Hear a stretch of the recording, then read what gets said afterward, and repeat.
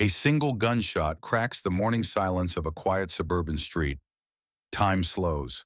A 75-year-old black woman falls to the ground, her eyes reflecting not fear but profound disappointment, as if the world has failed a test she'd been grading all along. Some say justice is blind, but injustice sees everything. It sees which voices to silence, which questions to bury, which lives matter less when algorithms calculate threat. In the age of surveillance, power doesn't need jackboots and midnight raids. It needs only keyboards, cameras, and the quiet reclassification of citizens into data points. Predictable, manageable, containable. But they didn't account for echo, how a silenced voice can return amplified through unexpected channels. How truth once buried finds new paths to the surface. How a mother's principles passed to her son can become the weapon that dismantles the very system that took her life. Justice doesn't need to stand in the public square. It only needs to ensure that no one else dies because they were forgotten.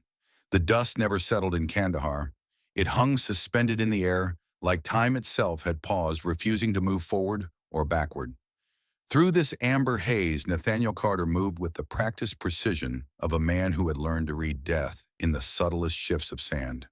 His broad shoulders carried not just the weight of his tactical gear, but the invisible burden of choices that had become memories he couldn't outrun. The village had been hit 20 minutes ago. Intelligence said it was supposed to be empty, a Taliban weapons cache. Intelligence was wrong. Nathaniel's dark skin was coated with a fine layer of Afghan dust, making his features seem carved from the earth itself. Only his eyes remained clear, alert scanning.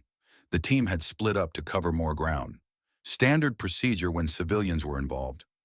Nothing standard about the silence that followed an airstrike, though. It was a silence that screamed.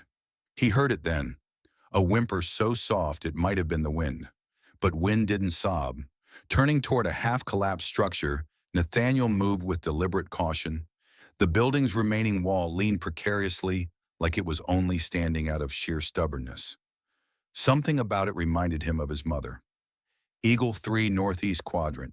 Possible civilian. Moving to investigate, he murmured into his comm. The acknowledgement came back as static and fragments. Communications were spotty. They always were when you needed them most. The girl couldn't have been more than 6. She lay half buried under debris, a small hand visible through the rubble. It moved fingers, grasping at empty air. Nathaniel's training took over, assessing the structure, the risks, the extraction path. His mind cataloged it all in seconds, the information arriving as calmly as if he were reading a shopping list. His hands, however, shook. Just once, just briefly, before steadying again. "I'm here," he said, his voice softening to a tone his team would never recognize. "I'm going to help you." The girl's eyes widened in terror as he approached. She saw only a soldier, a foreigner, another threat in a world that had become nothing but threats. Nathaniel knew that look. He'd seen it too many times. "It's okay," he continued, switching to the phrases he'd learned in Pashto. His accent was terrible, but sometimes intention mattered more than execution. "I won't hurt you." As he began carefully removing debris, he reached into his pocket and pulled out a small recorder.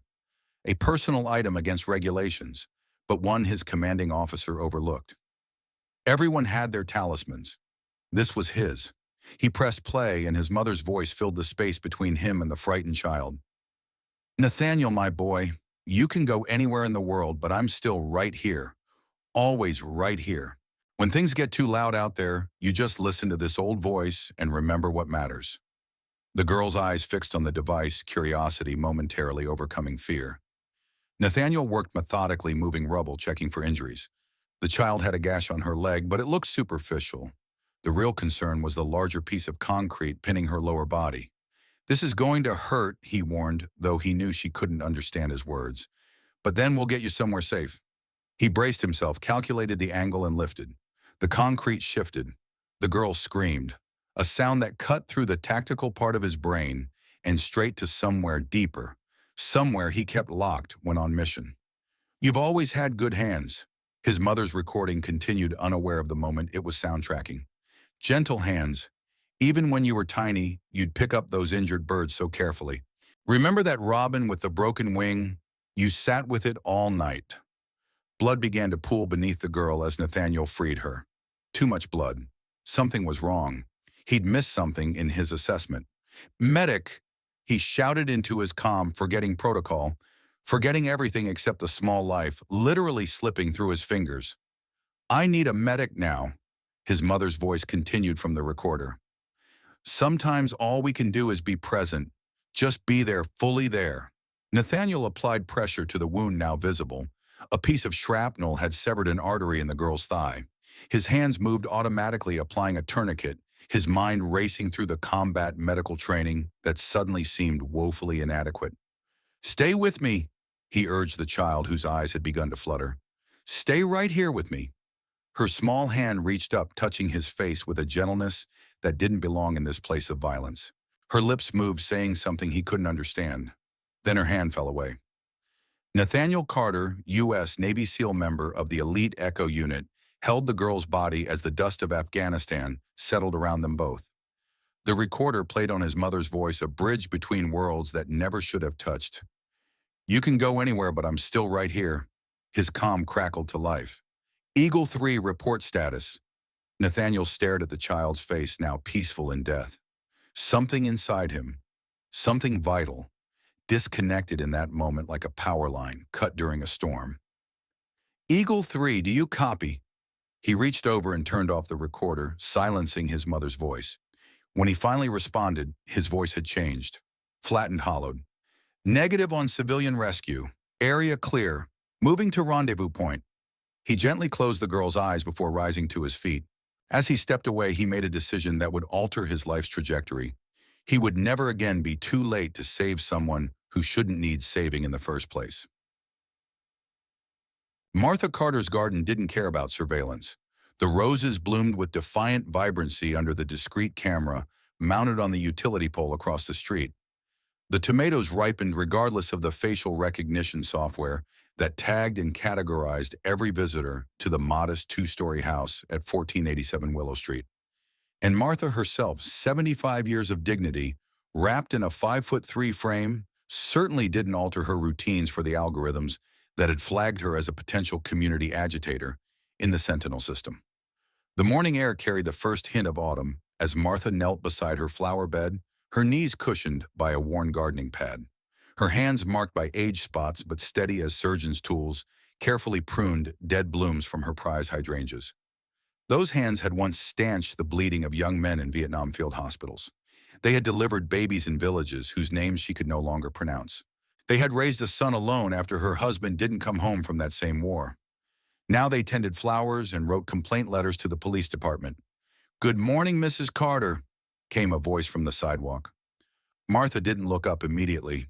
She finished her cut, placed the dead bloom in her collection basket, and only then turned toward the voice. Pastor Michael Jenkins stood at her gate, a tall black man in his 50s, with the patient expression of someone who had learned that true faith required more waiting than proclaiming. "Pastor," Martha acknowledged with a nod, "you're out early. Church preparations. We're hosting the community meeting tonight." He hesitated, his gaze briefly flickering to the camera on the pole. "We missed you last Sunday." Martha's lips curved into a smile that held equal parts warmth and steel. "I was busy writing my weekly letter to the police department. Seems they still haven't responded to my request for the public records on those traffic stops over on Eastwood." Jenkins sighed. "That's the third request, isn't it?" "Fourth," Martha corrected, rising from her gardening with a grace that belied her years. "But who's counting?" They both knew who was counting. The Sentinel program, systematic evaluation of notable threats to institutional norms and executive law, had been counting Martha's every inquiry, protest appearance, and letter to the editor for the past 2 years. What had begun as a data-driven community safety initiative had evolved into something more pervasive, more insidious. Martha brushed soil from her hands. "Will you come in for some tea, Pastor? I made zucchini bread yesterday." Jenkins glanced at his watch. "I've got 15 minutes before I need to be at the church." "Then we'd better not waste them standing out here performing for the cameras."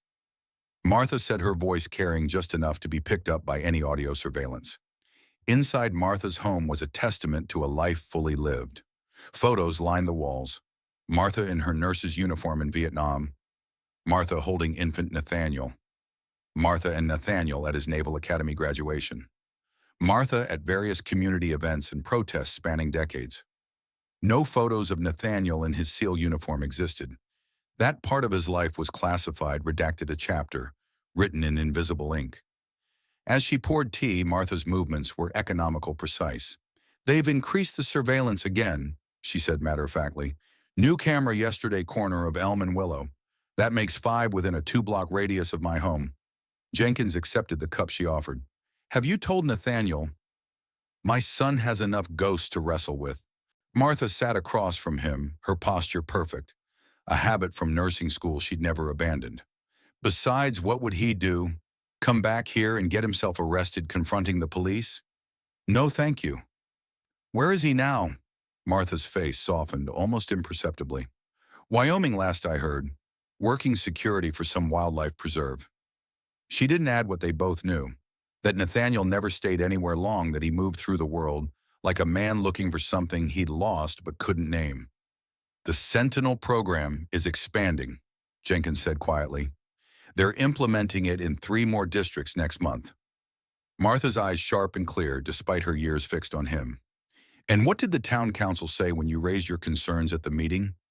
Jenkins' silence was answer enough. "That's what I thought." Martha set down her cup with a decisive click. "That's why I write my letters. That's why I file my requests. Someone has to leave a paper trail of objection before they erase the idea that we ever had the right to object at all. It's dangerous, Martha. So was Vietnam. So was giving birth alone. So was raising a black son in America." Her voice didn't rise, but it gained an edge like a blade being slowly unsheathed. "Danger is not a sufficient reason for silence, Pastor." Jenkins leaned forward. "The meeting tonight.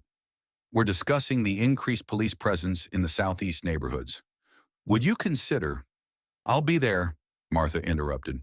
"I'll bring my statistics and my zucchini bread." The pastor smiled, finishing his tea.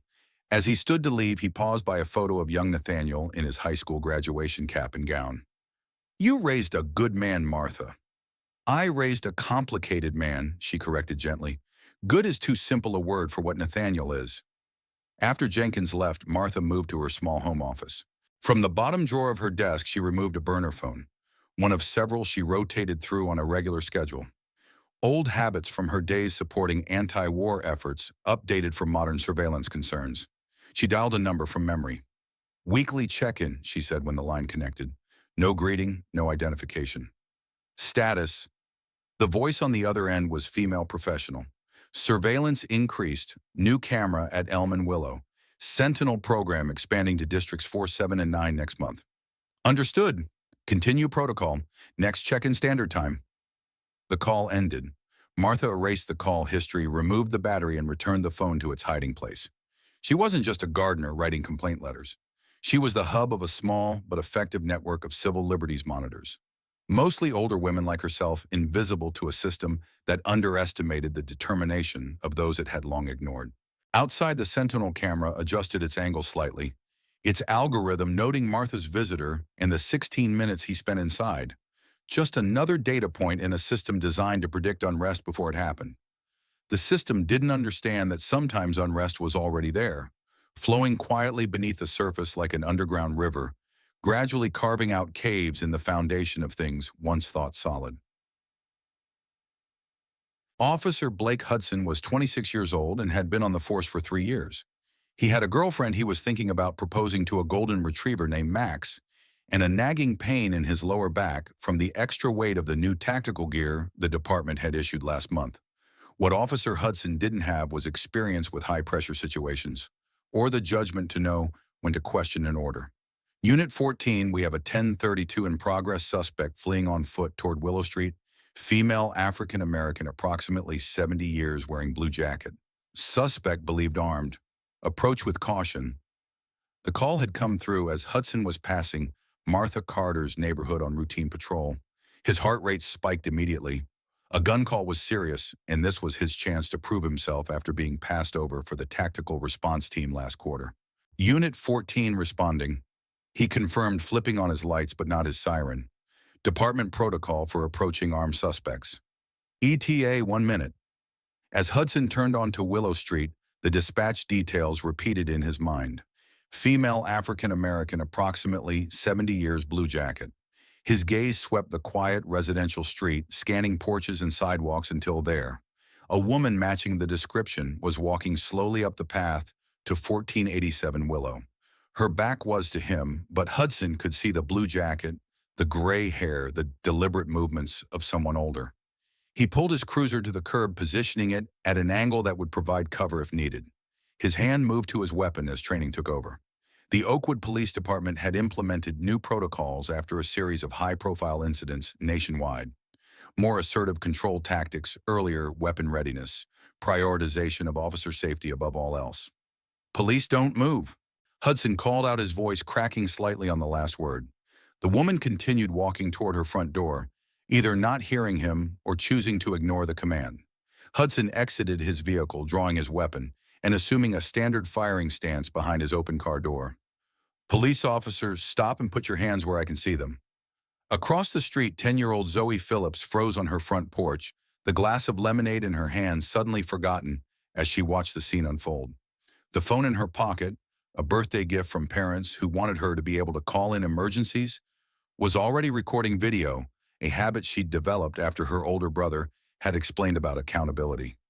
Martha Carter turned slowly at the second shout, her expression one of mild annoyance rather than fear, as she registered the police car, the drawn weapon, the young officer whose hands she could see trembling, even from 30 feet away. "Young man," she began, her voice carrying clearly in the quiet street. "I don't know what—" "Hands, show me your hands now," Hudson shouted, the training scenario playing out in his mind. Armed suspect non-compliance threat assessment rising with each second. Martha sighed, raising her hands slightly still, holding her house keys and a small paper bag of fresh herbs she'd picked up from the community garden. "Officer, I'm Martha Carter. I live here. Whatever you think is happening, put down any weapons and lie face down on the ground." Hudson's voice had taken on the mechanical quality of rehearsed commands. Martha's expression shifted from annoyance to something harder, a look that had cowed military doctors in field hospitals decades ago. "I will not lie on the ground in front of my own home without so much as—" The radio on Hudson's shoulder crackled. "Unit 14, be advised, suspect description update. Female is wearing red jacket, not blue. Repeat, red jacket. Nehaneb." But the message registered too late. Martha took a step forward, perhaps to better hear what the officer was saying, perhaps to assert her dignity in the face of absurdity. Her movement, the slight shift of the paper bag in her hand, the sun glinting off her house keys, all coalesced in Hudson's adrenaline-soaked perception as a threat. His finger moved. The sound was both louder and quieter than expected, a sharp crack that seemed to compress the air around it before expanding outward in concentric circles of consequence. Martha Carter didn't cry out. Her expression in the moment the bullet struck her chest was one of profound disappointment rather than pain or fear, as if the world had failed a test she'd been grading all along. She fell backward, the paper bag of herbs scattering across the walkway. Thyme and rosemary released their fragrance as they hit the concrete nature's incense for an unholy moment. Across the street, Zoe Phillips remained frozen, her phone still recording. Her scream came later after the initial shock wore off, a high, clear sound that would feature in the nightmares of everyone who heard it for years to come. Hudson stood motionless behind his car door, his training suddenly catastrophically inadequate for the reality he had just created. The radio continued to update information he could no longer process. "Unit 14, be advised, actual suspect apprehended at Maple and 5th. Disregard previous description. Repeat, disregard previous description." Too late. Too late by exactly one bullet. As Martha lay on the walkway to her home, her eyes remained open, fixed on the sky above. If she was afraid, it didn't show. If she was angry, she kept it to herself. If she was dying, and she did so with the same composed dignity with which she had lived. The surveillance camera on the utility pole adjusted automatically, capturing it all with the dispassionate eye of technology that records but does not witness. The Wyoming wilderness had almost been enough. For 3 months, Nathaniel Carter had found a kind of peace in the vast emptiness, in the honest fatigue of physical labor in days spent tracking wildlife movements rather than human targets. The preserve needed security from poachers, and Nathaniel needed space from memories. It had been a fair exchange, until his secure phone, the one that never rang except for emergencies, vibrated in his pocket during a perimeter check. The message was brief coordinates followed by a single word, Martha. Nathaniel was on a chartered flight within the hour. The journey from Wyoming to Oakwood unfolded in a disconnected sequence of movements. Helicopter to regional airport private jet to major hub rental car for the final stretch.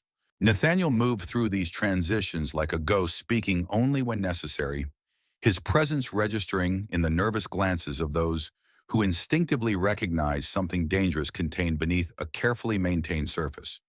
He wore civilian clothes, dark jeans, a gray thermal shirt beneath a black jacket, boots that could handle both urban streets and wilderness terrain. Nothing about him suggested military background except the economy of his movements and the watchful stillness in his eyes. As he drove into Oakwood, Nathaniel's mind processed changes automatically. New construction on the highway, a shopping center where fields had been increased security cameras at intersections. His childhood home had never felt like a sanctuary, but it had been a constant. Now he was returning to find even that constant had been violated. The police line around his mother's property was the first visual confirmation of what he already knew. Yellow tape fluttered in the autumn breeze, transforming a home into a crime scene.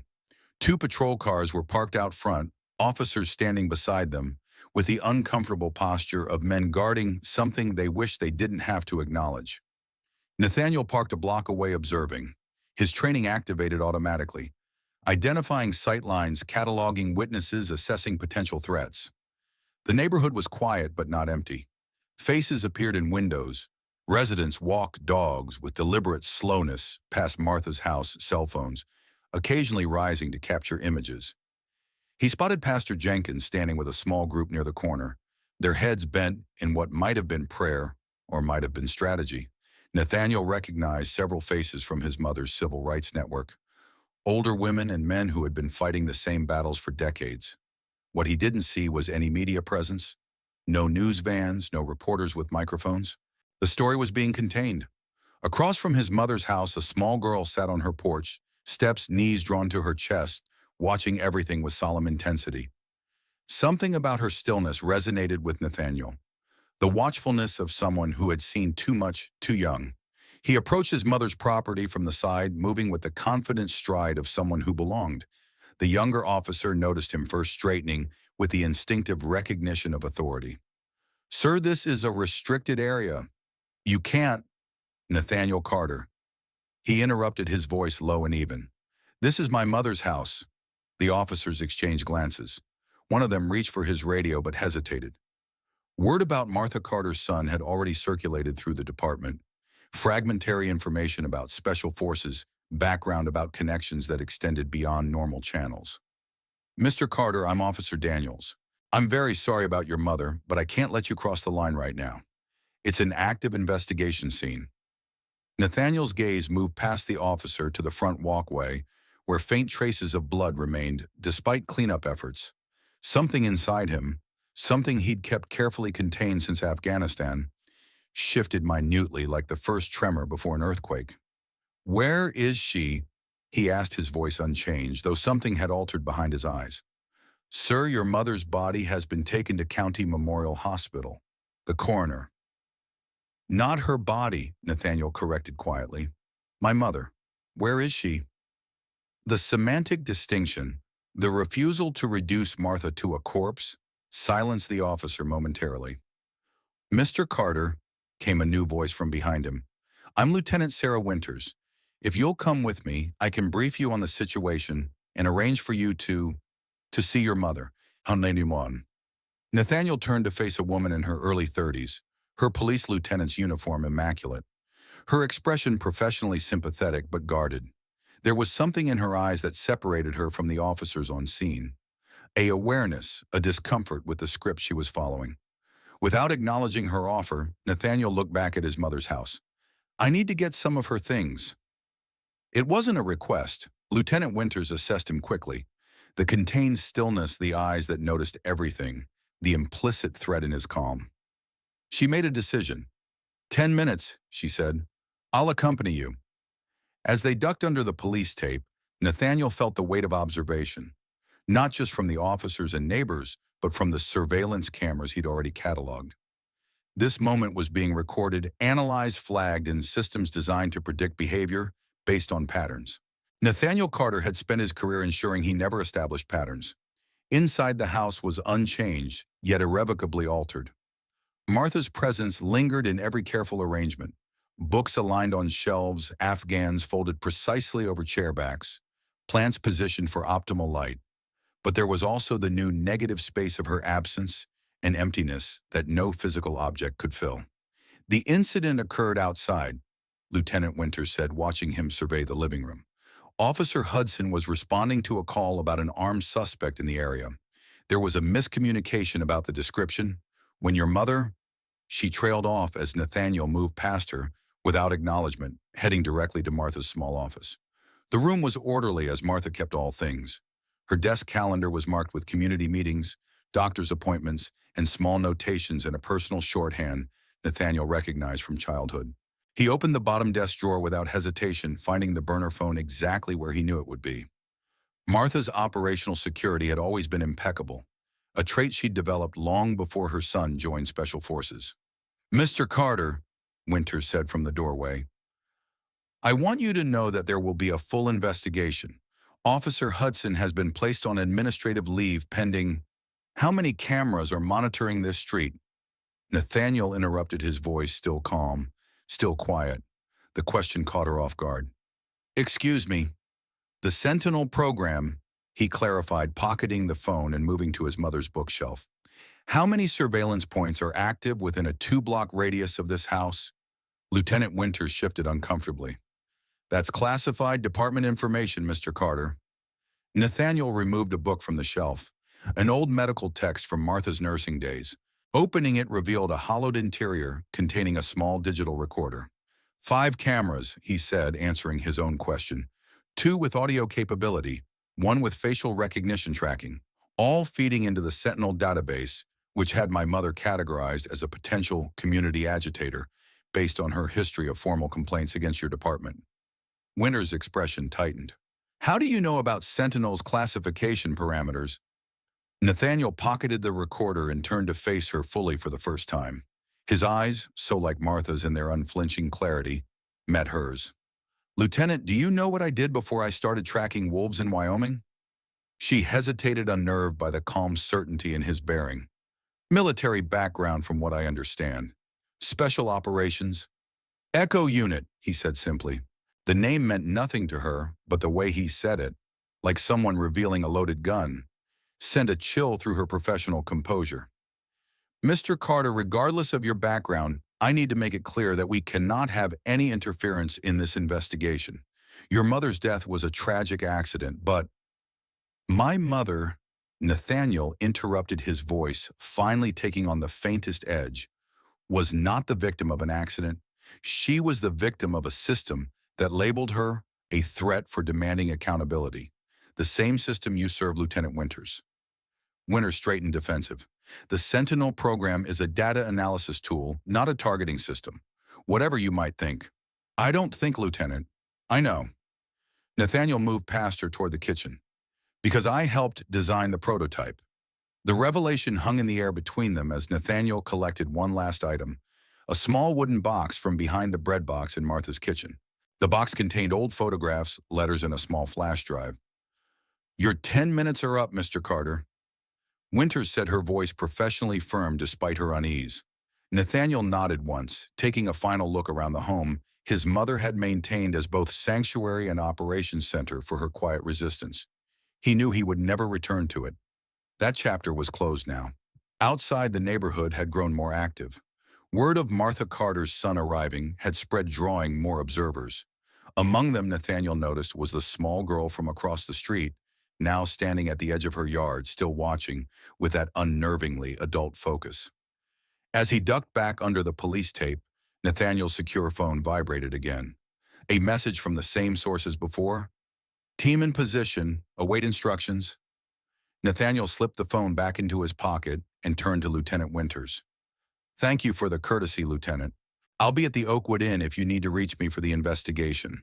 She nodded, professional mask back in place. Again, Mr. Carter, I'm very sorry for your loss. The formality of the condolence, its inadequacy in the face of what had happened, might have angered another man. Nathaniel simply inclined his head slightly before walking to his rental car. As he drove away, 3 unmarked vehicles entered the neighborhood from different directions. Civilian cars with military-trained operators.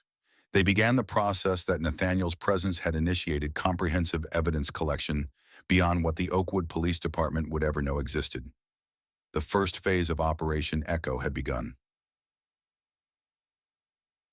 Captain Richard Montgomery had been Oakwood's chief of police for 7 years.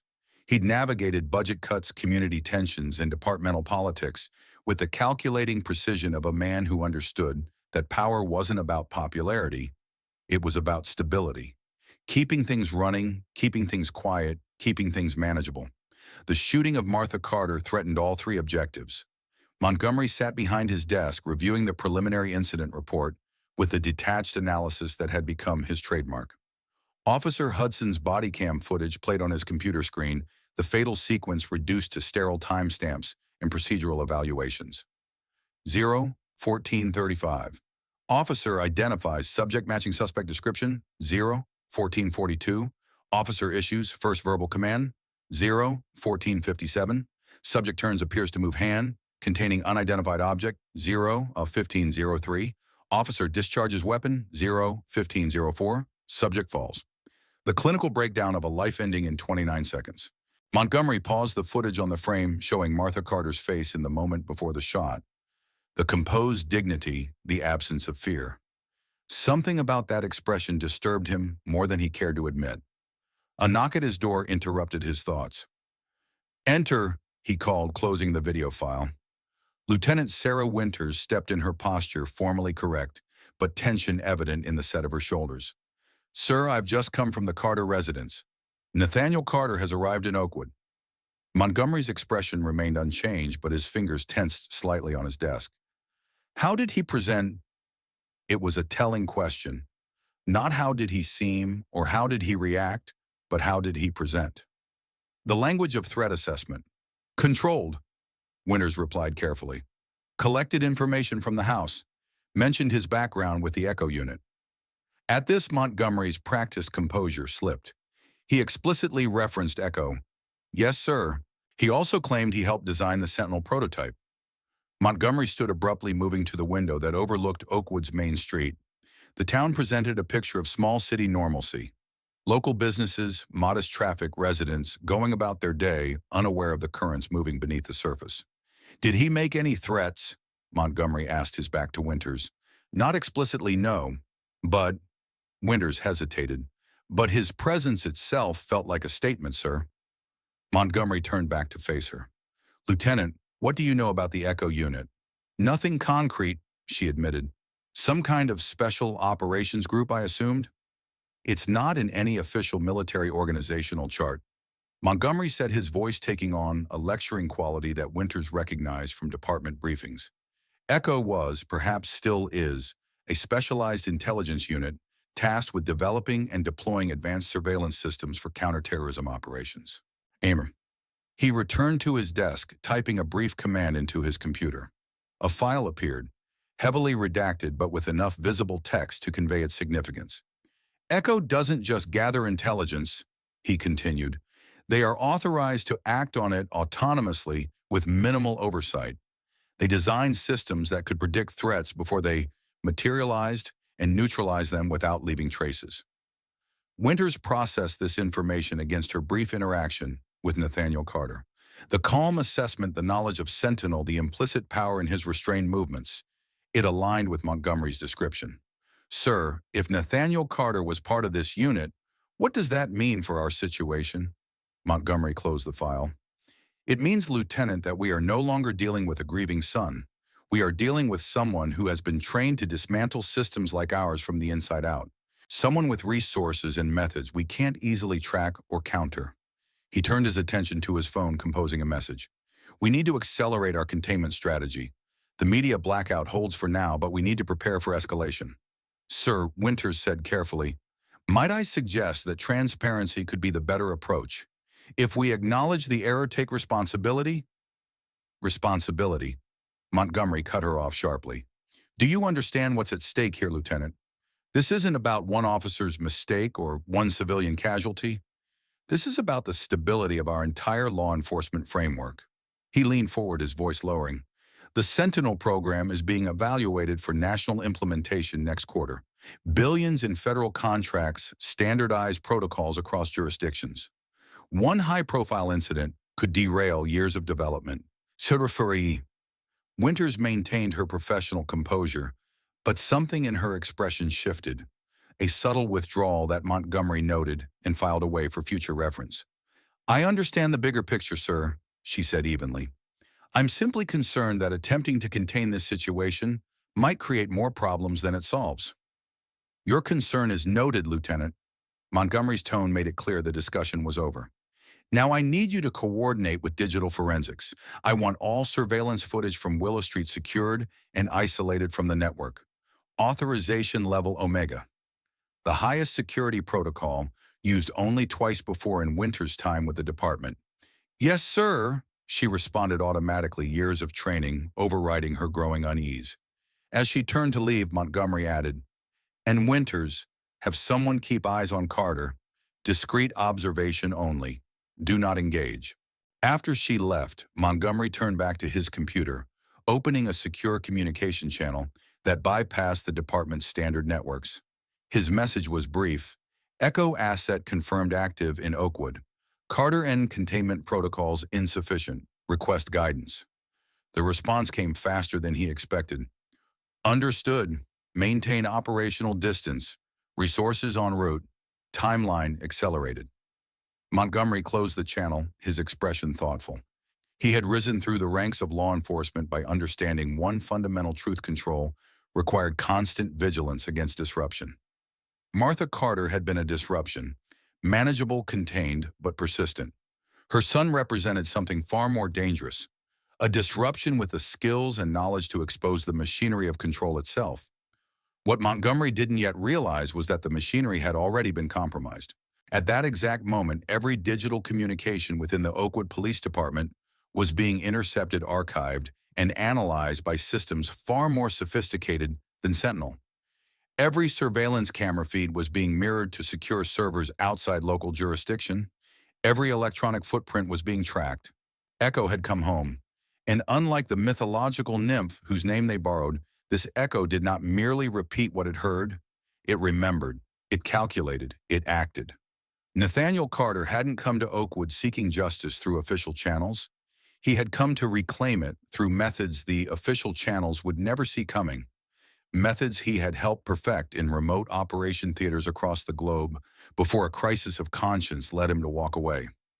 Now as night fell over Oakwood, the first pieces were being positioned on a board Montgomery didn't even know he was playing on. The system that had labeled Martha Carter a threat had failed to recognize the true danger. She had raised a son who knew exactly how the game was rigged, and he had come to reset the board entirely. The Oakwood Inn sat on the edge of town, a two-story brick building that had once been the height of local luxury before newer hotels arrived with their standardized comforts. Now it catered to travelers who preferred character over convenience, business consultants, visiting professors, and occasionally people who needed anonymity more than amenities. Nathaniel Carter had taken a room on the second-floor corner position, with sightlines to both the parking lot and the main road. Standard operational procedure. What wasn't standard was the array of equipment now arranged across the room's modest desk. 3 encrypted laptops connected to a portable network hub, a signal jammer that neutralized surveillance devices within a 15-foot radius, a digital forensics kit that could extract data from damaged devices. Nathaniel sat motionless before this electronic array, his focus directed at the center screen, where Sentinel's operational architecture unfolded in cascading lines of code. Martha's burner phone lay connected to one of the laptops, its contents being systematically backed up and analyzed. A gentle knock at the door broke his concentration. Without turning, Nathaniel tapped a key that activated the room's modified smoke detector, now repurposed as a thermal imaging device. The display showed a single figure in the hallway. Female. Unarmed. "It's open," he called, closing several windows on his screens with practiced efficiency. The door opened to reveal a woman in her mid-60s, her silver hair cut in a practical bob, her clothes suggesting comfort rather than style. To the casual observer, she might have been a retired teacher or librarian. To those who knew, she was Commander Ellis, formerly of Naval Intelligence, now Nathaniel's most trusted Echo contact. "You've been busy," she observed, closing the door behind her and engaging the additional locks Nathaniel had installed. "Time is a factor," he replied simply. Ellis moved to the mini-fridge, extracting a bottle of water with the familiarity of someone who had shared operational spaces with Nathaniel for years. "The team has secured all available physical evidence from the scene: Hudson's service weapon shell casings, blood samples. The local PD's collection was adequate but incomplete." Nathaniel nodded once, acknowledging the information without comment. "Digital footprint?" Ellis asked, moving to stand behind him, eyeing the code on his screen. "Sentinel flagged my mother 63 times in the past 11 months? Nathaniel said, his voice clinically detached. "Initial categorization, persistent complainant. Escalated to potential community agitator after she organized the town hall meeting about increased police presence in southeast neighborhoods." His fingers moved across the keyboard, bringing up a new display. A map of Oakwood overlaid with surveillance points. "They've constructed a comprehensive monitoring network. 27 cameras, 15 with audio capability, all feeding into predictive algorithms designed to identify patterns of pre-incident behavior." Ellis's expression hardened. "That sounds familiar." "It should," Nathaniel replied. "It's a civilian adaptation of the system we developed for Kabul in '07. He tapped another key, revealing a chain of email communications between the Oakwood Police Department and a private security contractor named Paladin Solutions. "The Sentinel program was developed by Paladin using our architecture as a foundation. Less sophisticated, but the core principles are identical. Categorize, monitor, predict, neutralize." Ellis studied the emails. "Montgomery is the primary contact. Captain Richard Montgomery, chief of Oakwood PD for 7 years, former military police, honorable discharge, no combat experience." Nathaniel's assessment was delivered with the same emotional detachment he'd used to describe terrain features.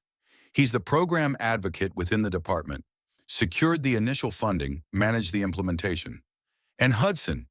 The officer who fired was Nathaniel's rhythm faltered briefly, the first crack in his professional veneer. "Blake Hudson, 26, 3 years on the force, previously cited for excessive force in 2 arrests, both involving black suspects. No disciplinary action taken." Ellis watched him carefully.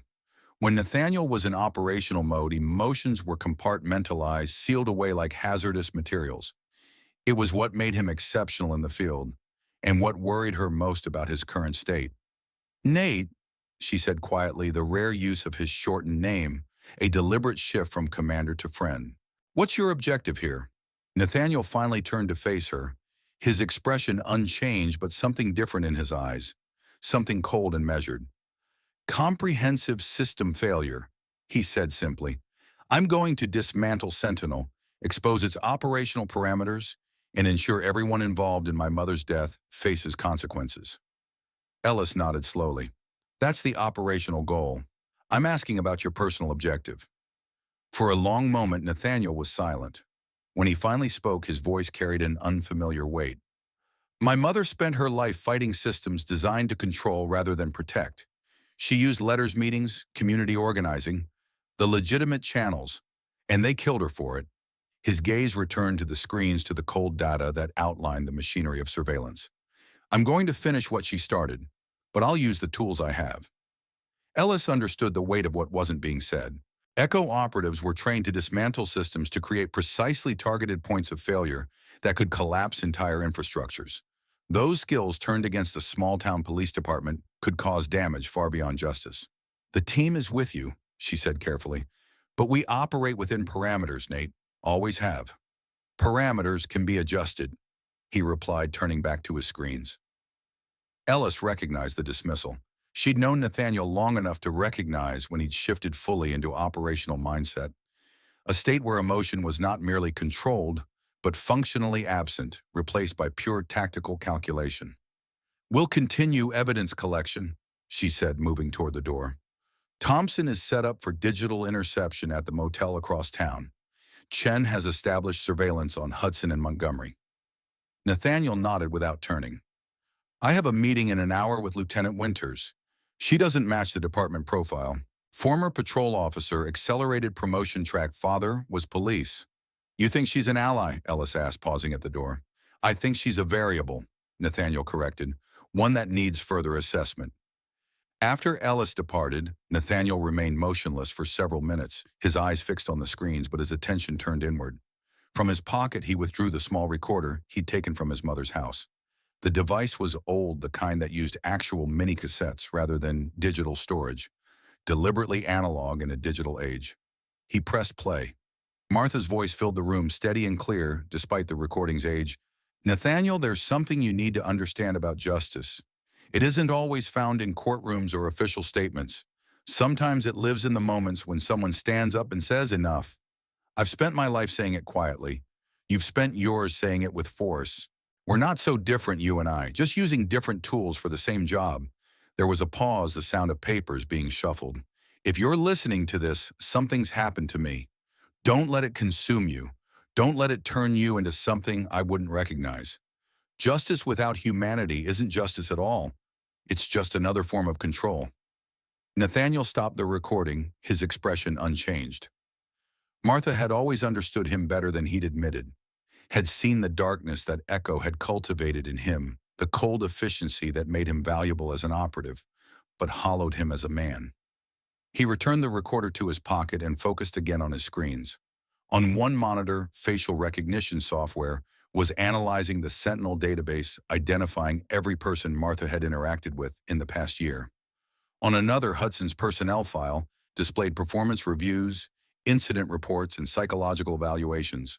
And on the third, a simple timer counted down to his meeting with Lieutenant Winters. Nathaniel Carter had returned to Oakwood as both son and operative, roles that pulled in opposing directions. Martha's voice urged humanity. Echo training demanded efficiency. The question that hung in the air, unasked and unanswered, was which would ultimately guide his hand. Lieutenant Sarah Winters had joined the Oakwood Police Department 12 years ago, following her father's footsteps into law enforcement, despite his explicit wishes to the contrary. James Winters had been a good cop in an era when that designation still meant something.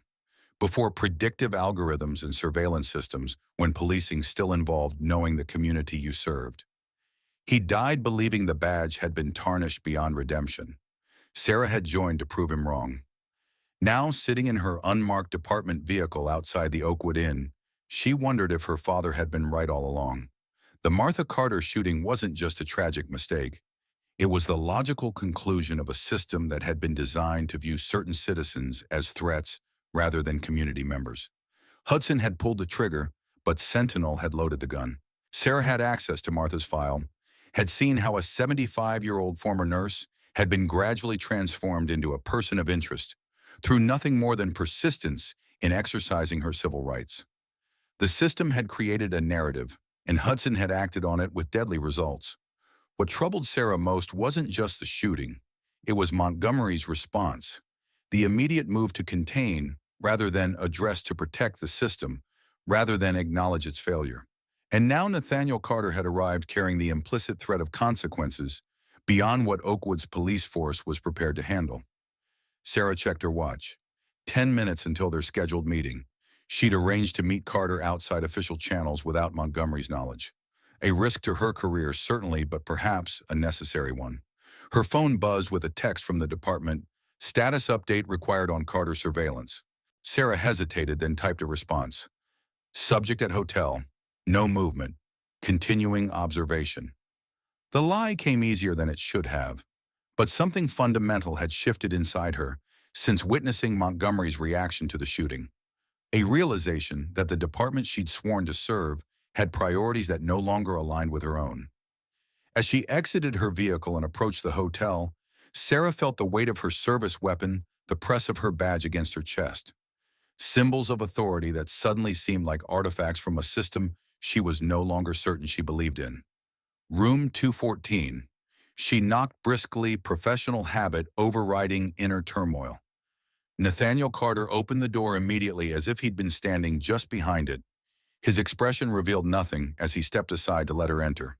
The hotel room had been transformed into what Sarah recognized as an operations center. Multiple computers, communications equipment, and what appeared to be signal jammers. All of it spoke to resources and capabilities far beyond what a civilian should possess. Lieutenant, Nathaniel acknowledged, closing the door. I appreciate you agreeing to meet. Sarah remained standing, taking in the technological array. This is extensive equipment for a wildlife preserve security consultant.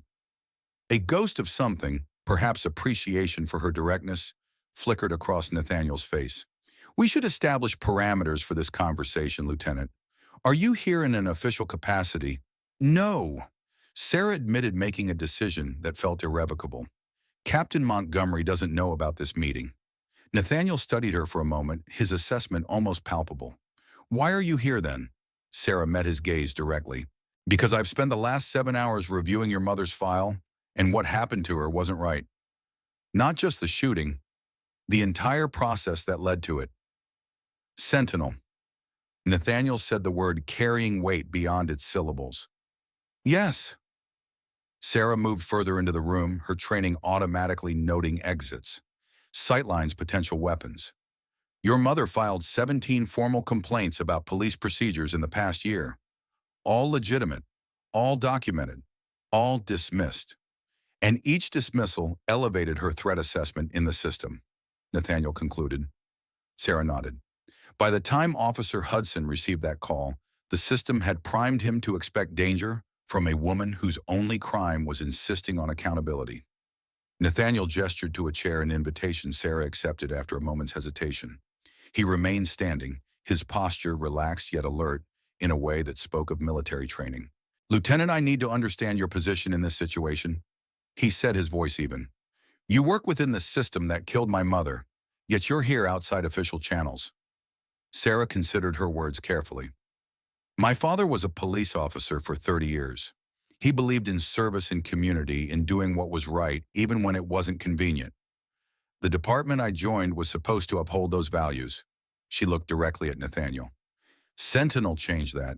It turned policing from protection to prediction, from service to surveillance. My father would have resigned rather than participate in what we become. But you stayed, Nathaniel observed no judgment in his tone. I stayed because someone needed to remember what the badge is supposed to mean. Sarah leaned forward slightly. Mr. Carter, I don't know what your intentions are, but I know you have resources and skills that could cause significant damage. Before you decide on a course of action, I'd like to offer information that might help you understand the full picture. Nathaniel's expression remained unreadable. What information? Sarah reached into her jacket, producing a USB drive. The complete history of the Sentinel implementation in Oakwood, including deleted records of complaints that mysteriously disappeared from the system. Nathaniel made no move to take the drive. Why would you risk your career to provide this? Because, Sarah said quietly, when I saw your mother lying on that walkway, I realized I'd been complicit in building the system that put her there. Not actively, but through silence, through accommodation, through believing that reforms could come from within. She placed the drive on the desk beside his computers. I've been scouring the department servers for every deleted record I could recover. It's not just your mother. There are patterns of complaints being filed and systematically erased, particularly from residents in predominantly black neighborhoods. Nathaniel finally moved, taking the drive and inserting it into one of his laptops. As files populated the screen, his focus sharpened. These are internal server backups, he noted. Administrative level access. My father taught me a few things about department systems before he died, Sarah said simply. Nathaniel scrolled through the files, hundreds of citizen complaints, performance reviews, internal memos, all erased from official records, all preserved in the automatic backups that even Montgomery couldn't access without specialized knowledge. This is significant, he acknowledged, the understatement deliberate, but it doesn't explain why you're providing it to me rather than internal affairs or the FBI. Sarah's expression hardened. Because I tried that route 3 months ago. The complaint vanished. 2 weeks later, I was called to a meeting with representatives from Paladin Solutions, the company behind Sentinel. They explained how the system would revolutionize policing, how it would make communities safer. She paused, and then they showed me a file. On me. Every traffic ticket, every social media post, every financial transaction I'd made in the past 5 years. All categorized, analyzed, interpreted, a demonstration of Sentinel's capabilities, and an implicit warning. Nathaniel's attention shifted fully to Sarah, seeing her now not just as a potential asset, but as someone caught in the same machinery that had targeted his mother. Lieutenant, Sarah, she corrected, if we're having this conversation, we're past titles. Nathaniel acknowledged this with a slight nod. Sarah, what exactly are you proposing? A parallel investigation, she said without hesitation. I can provide internal access department procedures witness to the aftermath. You clearly have resources I don't. Together we might be able to expose what Sentinel really is before more people like your mother end up as statistical anomalies in the system's data. Nathaniel studied her for a long moment, his expression unreadable.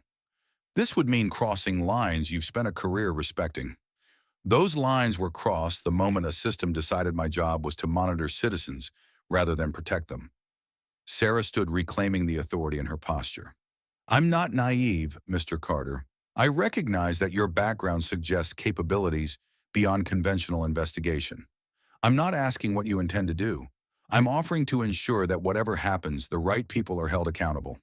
The implicit understanding hung between them that Sarah didn't want to know the full extent of Nathaniel's operations, giving herself plausible deniability while providing him with critical insider information. After a moment, Nathaniel reached a decision. There's something you should see. He turned to one of his monitors, bringing up footage from what appeared to be a security camera across from Martha's house. The timestamp showed the day of the shooting. This is from a private security system at 1482 Willow. Your department didn't secure this footage because it wasn't part of the city's network. The video showed Martha's walkway from an angle different than the official police cameras. In crystal clear definition, it captured the moment of the shooting. Hudson's stance, Martha's expression, the fatal shot. But it also showed something the official footage hadn't captured: a brief radio transmission immediately before Hudson fired, the officer's hand moving to his shoulder-mounted receiver, his body language shifting in response to whatever he heard. The official record states that Hudson received updated suspect information too late, Nathaniel said quietly. This footage suggests otherwise. Sarah leaned closer to the screen, her professional training engaging. That's not standard procedure. He shouldn't be receiving tactical instructions during civilian engagement unless someone was directing the encounter, Nathaniel finished. Someone with override authority on the dispatch channel. Sarah straightened, the implications washing over her. You're suggesting this wasn't just a mistake, that someone deliberately— I'm not suggesting anything, Nathaniel interrupted. I'm following evidence. The question is whether you're prepared to do the same, regardless of where it leads. The moment stretched between them. A lieutenant sworn to uphold the law and a former operative who had operated in the shadows beyond it, finding unexpected common ground in the pursuit of a truth neither might be prepared to face. I'll need access to the dispatch recordings from that day, Sarah finally said. The originals, not the versions in the case file. Nathaniel nodded once. I can provide you secure communication channels. Anything you share will be protected. And what will you do with the information? Sarah asked, though her tone suggested she already knew the answer. What my mother would have done, Nathaniel replied. Ensure it reaches those who need to see it. As Sarah prepared to leave, she paused at the door.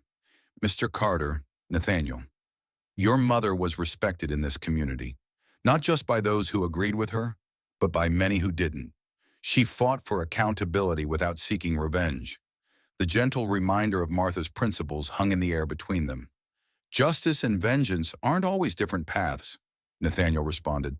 Sometimes there are just different names for the same destination.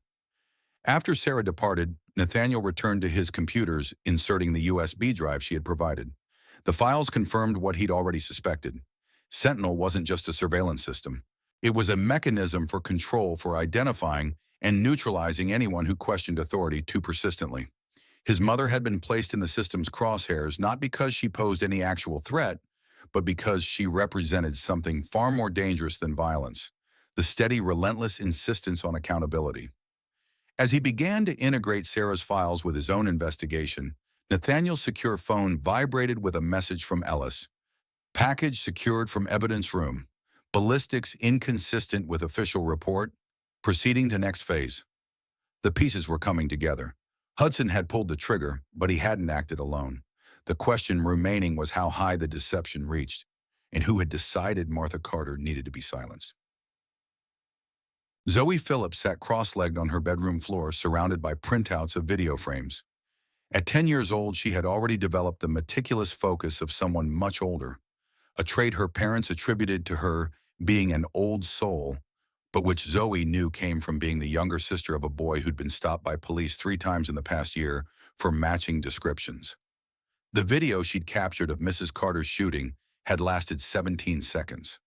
17 seconds that Zoe had replayed so many times she could describe each frame from memory. Mrs. Carter turning the officer, shouting the momentary shift in the officer's posture as he received some communication, the shot to fall. Mrs. Carter had been teaching Zoe about gardening, had given her tomato seedlings and careful instructions on how to nurture them, had never treated her like just a kid. Now Zoe was doing the only thing she knew how to honor that respect, documenting what had happened with the same careful attention Mrs. Carter had shown to her plants. A knock at her bedroom door interrupted her concentration. "Zoe, someone's here to see you." Her mother's voice carried a note of concern. Zoe carefully gathered the printouts, sliding them under her bed before opening the door. Her mother stood in the hallway, expression tense, beside a man Zoe recognized immediately as Mrs. Carter's son. She'd seen him at the house yesterday, moving with the deliberate caution of someone in unfamiliar territory.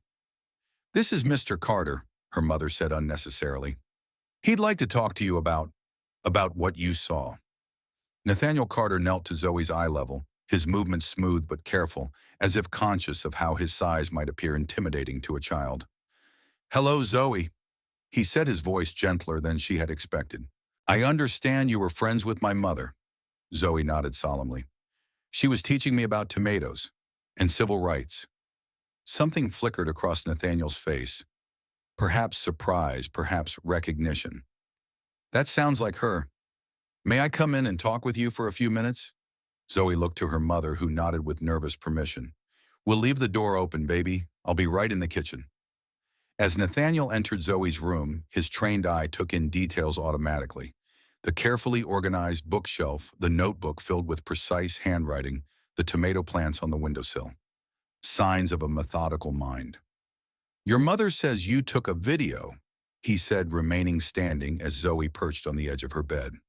"Of what happened to my mother?" Zoe studied him with the direct gaze of a child who hadn't yet learned to soften her observations. "The police took my phone, but I already sent the video to my backup email. My brother showed me how in case—" She didn't finish the sentence. She didn't need to. "That was smart thinking," Nathaniel said. "Would you be willing to share that video with me?" Instead of answering directly, Zoe reached under her bed and pulled out her printouts. "I made these first, before I decide who gets to see it." Nathaniel accepted the stack of papers, recognizing immediately what he was looking at. A frame-by-frame breakdown of the shooting, each image annotated in a child's careful handwriting. Frame 8. Officer's hand touches radio. Frame 9. Officer looks different, more scared. Frame 10. Mrs. Carter moves hand with keys. Frame 11. Officer shifts stance. Frame 12. Gun moves. The analytical precision was startling, especially from someone so young. Nathaniel looked from the printouts to Zoe with new understanding. This wasn't just a child who had witnessed something traumatic. This was someone who had processed that trauma through meticulous documentation, much as he himself had been trained to do. "Zoe, this is very thorough work," he said, respecting her effort rather than diminishing it as childish. "Why did you break it down this way?" "Because things happen too fast to see," she replied simply. "But if you slow them down and look at each piece, you can see what really happened." "And what do you think really happened?" Zoe's expression became even more serious. "Someone told him to shoot, on his radio. You can see it in frame 8 and 9. His face changes." Nathaniel nodded slowly, neither confirming nor dismissing her observation. "What do you want to happen with your video, Zoe?" She considered the question with obvious care. Mrs. Carter always said that truth doesn't need to be shouted if it's shown clearly enough. From under her pillow, she produced a USB drive identical to the one Sarah Winters had given him hours earlier. "I want people to see, not just hear about it, see it." Nathaniel accepted the drive, recognizing the weight of trust being placed in him by this solemn child. "I'll make sure they do." As he prepared to leave, Zoe asked abruptly, "Are you going to hurt the police officer?"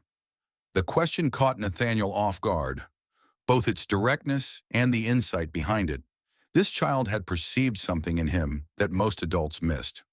"No," he said after a moment. "That's not what my mother would have wanted." Zoe nodded, apparently satisfied. Mrs. Carter said justice isn't about making people hurt. It's about making sure they can't hurt more people the same way.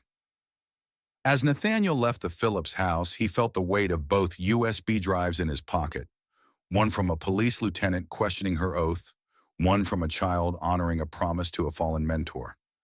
Both entrusting him with truth, both expecting him to handle it with the integrity his mother had embodied. The responsibility sat uncomfortably against the cold operational plans already in motion. The surveillance of Hudson and Montgomery, the forensic analysis of Sentinel's architecture, the quiet positioning of echo assets throughout Oakwood. Martha's voice seemed to echo in his mind. Justice without humanity isn't justice at all.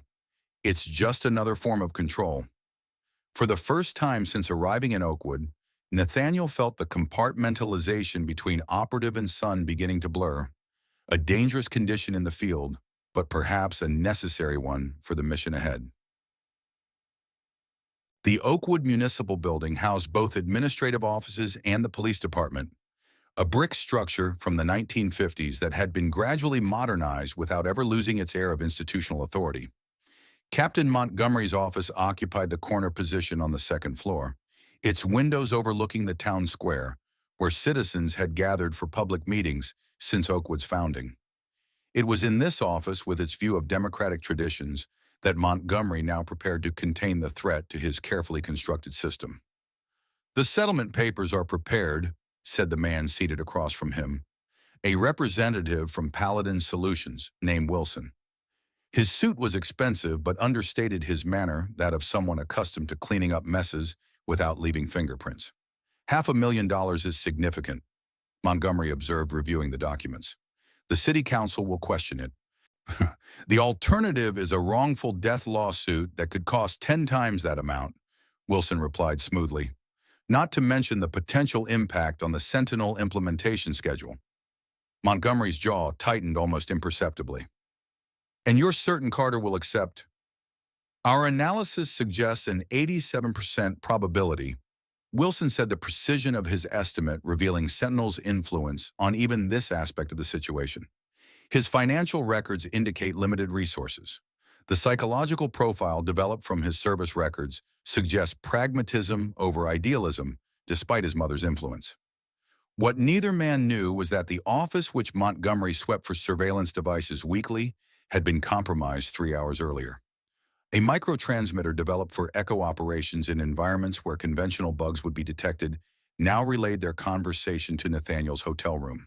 As Montgomery and Wilson discussed terms, contingencies, and containment strategies, Nathaniel listened with the detached focus of an intelligence analyst rather than a grieving son. Each word, each calculated decision, each casual dismissal of Martha's life as a regrettable incident, all cataloged and filed as evidence. The invitation came as Nathaniel expected a formal request to meet at the municipal building to discuss resolution options. The careful phrasing, the implied legitimacy of the process, all designed to channel grief and anger into the system's established pathways. By the time Nathaniel arrived for the meeting, he had already reviewed the settlement documents, analyzed their legal framework, and identified their true purpose: not compensation, but silence. The financial offer was secondary to the confidentiality clauses, the prohibitions against public statements, the relinquishment of all future claims. The municipal conference room had been chosen for its formality: a long table of polished wood, municipal seal on the wall, the trappings of official authority. Montgomery sat at the head, flanked by Wilson from Paladin and the city's legal counsel, a calculated positioning of power. Nathaniel entered alone, dressed not in tactical gear, but in a simple dark suit, an attire chosen not for the meeting, but for what would follow. His expression revealed nothing as he took a seat at the opposite end of the table, creating physical distance that Montgomery would need to bridge.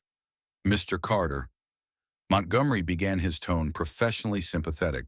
"First, let me express my sincere condolences for your loss. What happened to your mother was a tragic accident, the result of a series of miscommunications that no one intended."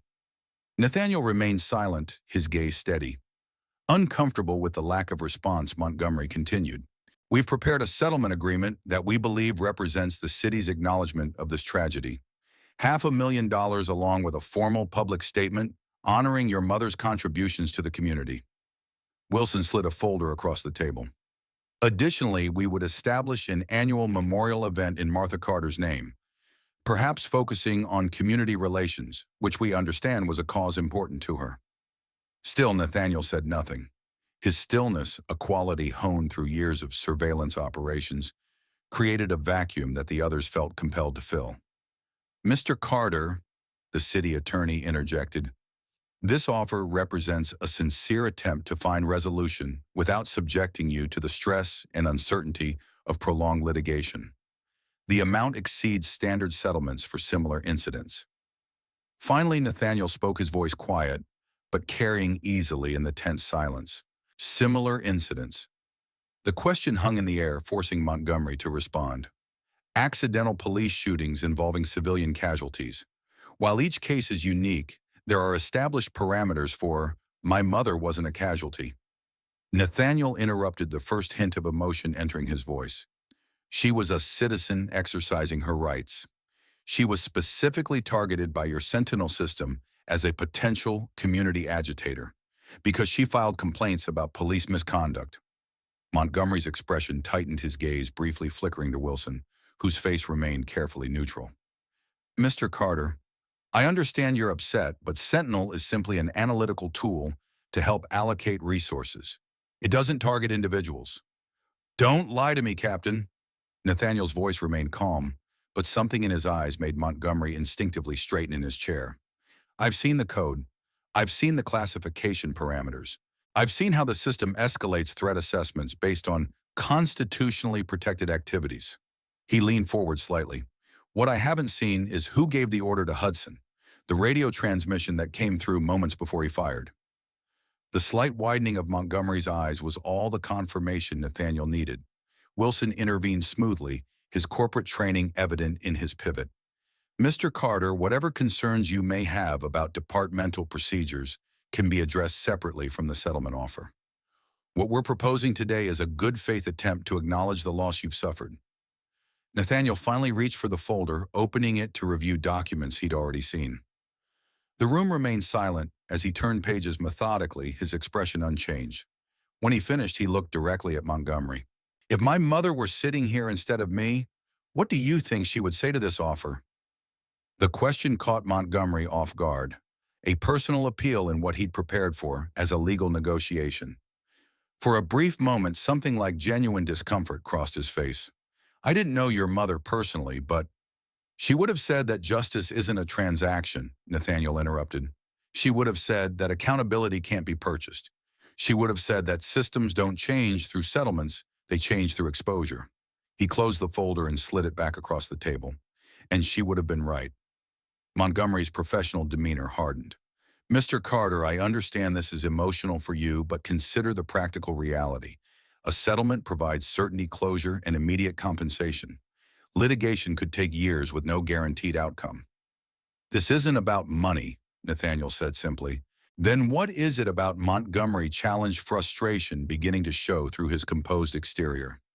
Nathaniel met his gaze directly. "If the person lying on that walkway had been your mother, would you be sitting here putting a price tag on her life?" The question landed like a physical blow. Montgomery didn't answer, but his jaw tightened, his gaze dropping briefly to the table, a micro-expression of discomfort that spoke volumes. Wilson, sensing the negotiation derailing, attempted to redirect. "Perhaps we should take some time to—" Nathaniel stood abruptly, the sudden movement causing the city attorney to flinch slightly. With deliberate precision, he reached across the table and took the settlement agreement from its folder. Then, maintaining eye contact with Montgomery, he tore the document in half, and then again the sound of ripping paper echoing in the quiet room. My mother didn't die so someone could avoid accountability with paperwork.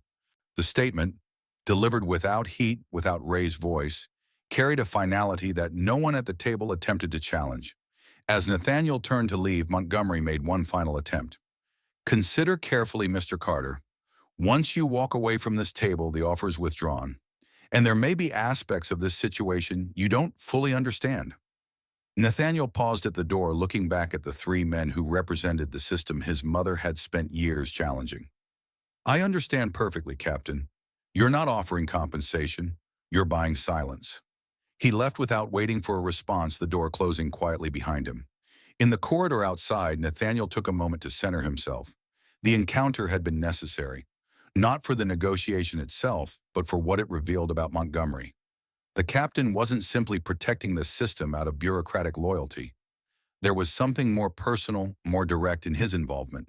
As Nathaniel exited the municipal building, he found Pastor Jenkins waiting on the steps, his presence seemingly casual, though his positioning suggested deliberate intent.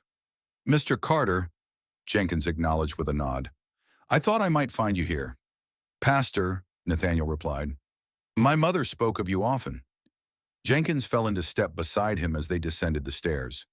Did she mention that I disagreed with her methods, that I thought her constant formal complaints were too confrontational? She mentioned you preferred working within established channels, Nathaniel confirmed. She respected your position even when she didn't share it. They walked in silence for several paces before Jenkins spoke again. I was wrong. She understood something I didn't, that some systems aren't designed to accommodate change. They're designed to absorb and neutralize it. Nathaniel glanced at him, reassessing. Why are you telling me this? Because I recognize the look of a man contemplating dismantling something, Jenkins replied quietly. And I want you to know that not everyone in this community would oppose that. They stopped at the edge of the town square, where a small memorial had begun to form spontaneously. Flowers, candles, handwritten notes left by community members who had known Martha. Whatever you're planning, Jenkins continued, remember that your mother believed in justice, not retribution. She believed in accountability, not vengeance. Nathaniel studied the memorial, noting the diversity of items left in tribute, evidence of lives his mother had touched across racial and generational lines. Sometimes, he said finally, justice requires more than just belief. Jenkins nodded slowly. True, but it also requires more than just action. It requires memory, the kind that outlasts both the injury and the correction. Huey reached into his pocket and handed Nathaniel a folded paper. Martha gave me this months ago, said if anything ever happened to her, I should make sure you received it. As Jenkins walked away, Nathaniel unfolded the paper to find a single handwritten line in his mother's precise script. The truest victory isn't when your opponent falls. It's when the system that enabled them is reformed. Nathaniel carefully refolded the note and placed it in his pocket alongside the recorder. His mother's voice, both literal and metaphorical, continuing to guide him even now. As he walked back toward his hotel, his secure phone vibrated with a message from Ellis. Evidence compiled, digital package prepared, awaiting your directive on distribution channels. The operational phase was complete. All that remained was the decision that would determine whether Echo's intervention in Oakwood would end with justice or destruction. A decision that now rested not just on Nathaniel's training, but on the legacy Martha had entrusted to him. The Oakwood Inn room had become a digital war room, the culmination of 3 days of intensive intelligence gathering. On screens arranged across the desk, the architecture of Sentinel lay exposed. Its classification algorithms, its predictive models, its escalation protocols. Alongside it, personnel files for every officer involved in the incident, communication logs, dispatch recordings. Nathaniel sat motionless before this array, assembling not just facts but narrative, the story beneath the data points. Echo training had taught him that information without context was just noise. The context here was becoming increasingly clear and increasingly disturbing. Sentinel wasn't merely a predictive policing tool gone wrong. It was functioning exactly as designed, identifying those who questioned authority too persistently and systematically neutralizing their influence. A knock at the door interrupted his analysis. "It's open," he called, recognizing Ellis's pattern. She entered, accompanied by a man Nathaniel hadn't expected. Thompson Echo's digital forensics specialist. His presence here, rather than at his monitoring station, indicated something significant. "We found something," Ellis said without preamble. "In the backup audio from your mother's home surveillance." Martha, like many older residents in neighborhoods with increasing police presence, had installed her own modest security measures, cameras and microphones that operated independently of city systems. Echo had retrieved this data on the first day, but apparently missed something. The system was set to overwrite after 72 hours, Thompson explained, moving to one of the laptops. But the backup server retained fragments. One of them is, well, you need to hear it. He connected a device to the computer and typed a brief command. Static filled the room, followed by Martha's voice, thin through the small speakers but unmistakable. "Don't need to keep explaining, Captain. We both know why you're here." Another voice responded, male, professionally modulated. "Mrs. Carter, your persistence is becoming problematic. The Sentinel program has been approved at all levels of municipal government.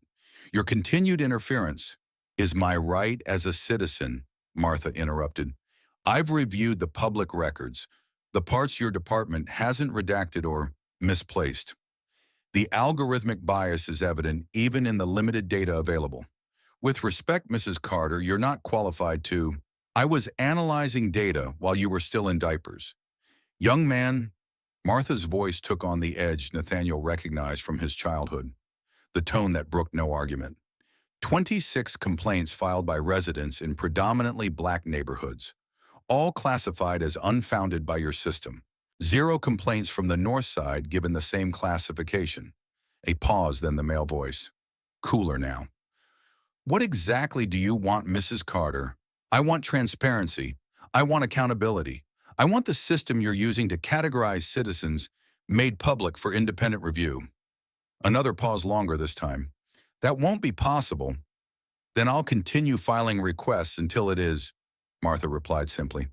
"And I'll continue organizing others to do the same. Your system only works when people accept it without question. I don't accept it, and I'm not alone." The man's voice lowered, barely picked up by the microphone. "Mrs. Carter, I don't think you understand the potential consequences of continued opposition." Martha's response came immediately clear and unflinching. "I don't want anyone to apologize. I don't want anyone to make excuses. I just want to live without having to explain myself every time I step outside my door." The recording ended there, the remainder lost to digital decay or overwriting. Nathaniel sat motionless, absorbing this new information. The male voice. "Analysis?" Thompson nodded. "Already completed. 97% match to Captain Montgomery." Timeline. 3 weeks before the shooting, Ellis provided. "Based on your mother's calendar entries, this was after she organized the community meeting about Sentinel at Pastor Jenkins's church."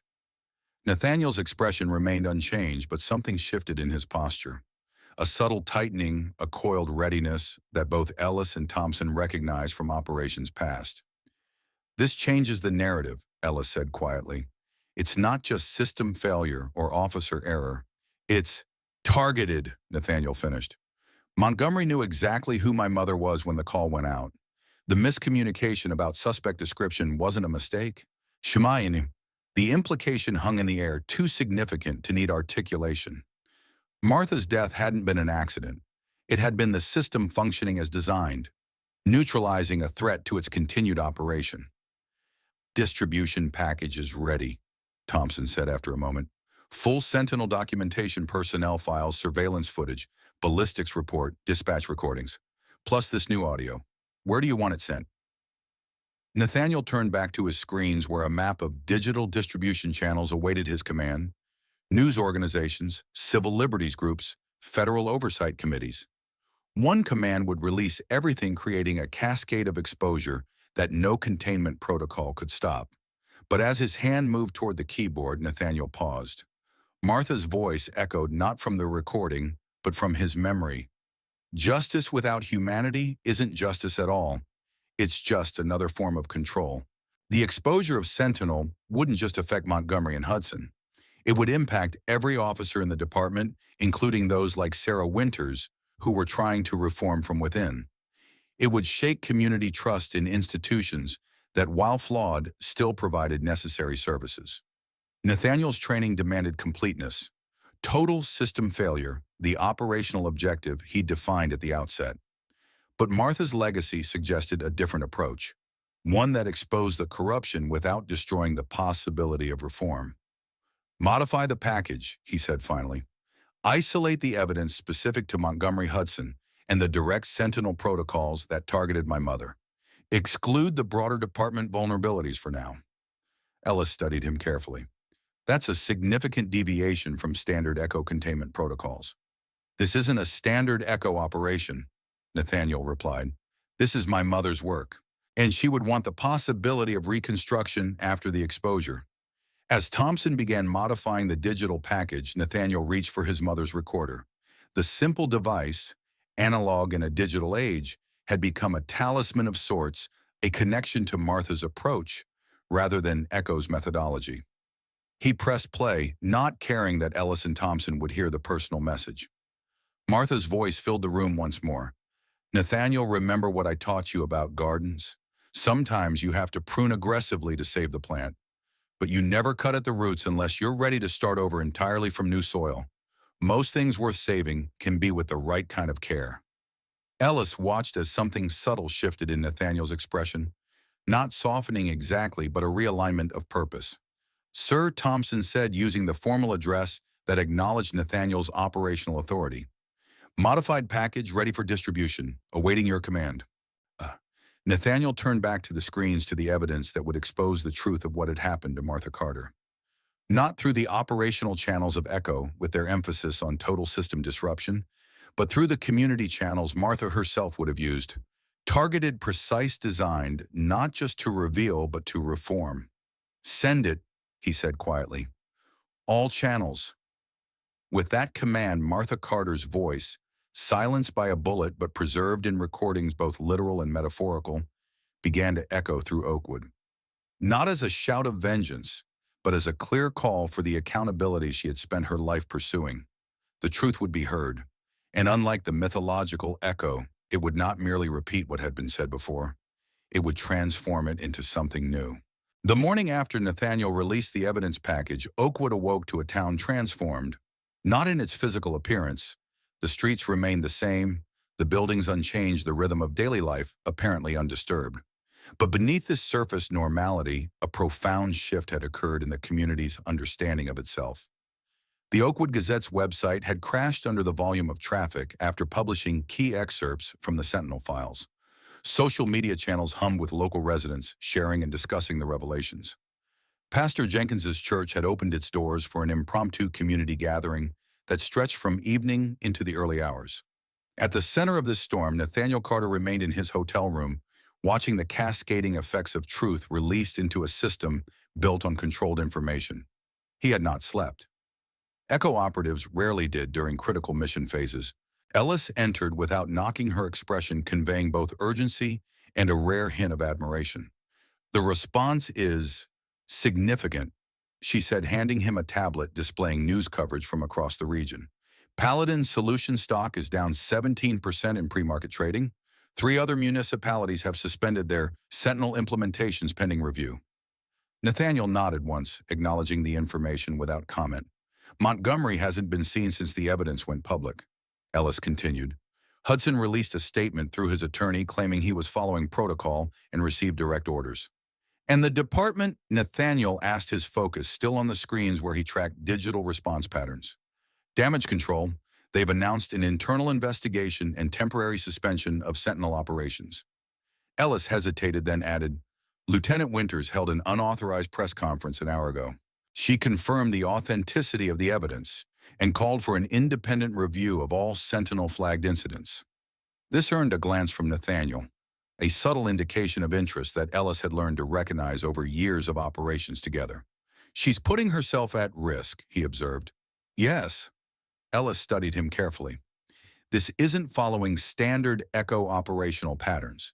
The exposure was targeted surgical, designed to allow reconstruction rather than total system failure. My mother wouldn't have wanted scorched earth, Nathaniel replied simply. Before Ellis could respond, Nathaniel's secure phone vibrated with an incoming call, not a text, which was the standard communication protocol for echo operations. The caller ID showed a number he didn't recognize. Carter, he answered, voice neutral. Mr. Carter, this is Andrea Reynolds with the Civil Liberties Union. The woman's voice carried the practiced clarity of someone accustomed to legal precision. I'm calling regarding the evidence package that was distributed concerning the Sentinel program and your mother's case. Nathaniel remained silent, waiting. Mr. Carter, over the past 6 hours, my office has been contacted by over 800 individuals from across the country who believe they've been targeted by similar systems. We're preparing to file a class action lawsuit against Paladin Solutions and the municipalities that implemented their technology. She paused, perhaps expecting a response. When none came, she continued with increased urgency. Your mother's case provides the clearest evidence we've seen of algorithmic bias leading directly to harm. We would like to make it the centerpiece of our filing. With your permission, of course. Nathaniel considered their request, weighing operational security against potential impact. Echo protocols dictated minimal exposure-controlled information flow, but this wasn't just an echo operation anymore. What exactly are you proposing? He asked finally. A formal legal challenge to predictive policing systems nationwide, Reynolds replied. Your mother's case establishes the direct link between algorithmic classification and physical harm. Combined with the other cases we're gathering, we believe we can force a nationwide injunction against these systems. Nathaniel's gaze moved to the small wooden box he'd taken from Martha's kitchen, the one containing old photographs in the flash drive. He hadn't yet reviewed its contents, saving it as a final connection to his mother after the operational phase was complete. My mother spent her life working within the system, he said after a moment, filing complaints, attending meetings, organizing community response. She believed in the possibility of reform through legitimate channels. Yes, but Reynolds agreed. Her persistence is evident in the records. That's what makes her case so powerful. She was targeted precisely because she used the proper channels to seek accountability. Nathaniel made his decision. I'll provide whatever documentation you need, on one condition, which is, this isn't presented as a story about my mother as a victim. This is a story about a citizen who recognized a threat to civil liberties and refused to remain silent. Reynolds' response carried a note of genuine respect. Mr. Carter, that's exactly the narrative we intend to present. Your mother wasn't just a victim of this system, she was its most effective opponent, even now. After the call ended, Ellis looked at Nathaniel with renewed assessment. A class action will take years, uncertain outcome, minimal operational control. It's not about control, Nathaniel replied. It's about sustained pressure. My mother understood that change doesn't come from single actions, but from persistent engagement. He stood gathering his jacket. I have a meeting with Lieutenant Winters. Monitor communications channels, particularly any attempts by Montgomery to access secure servers remotely. As he prepared to leave, Ellis asked the question that had been forming since the operation began.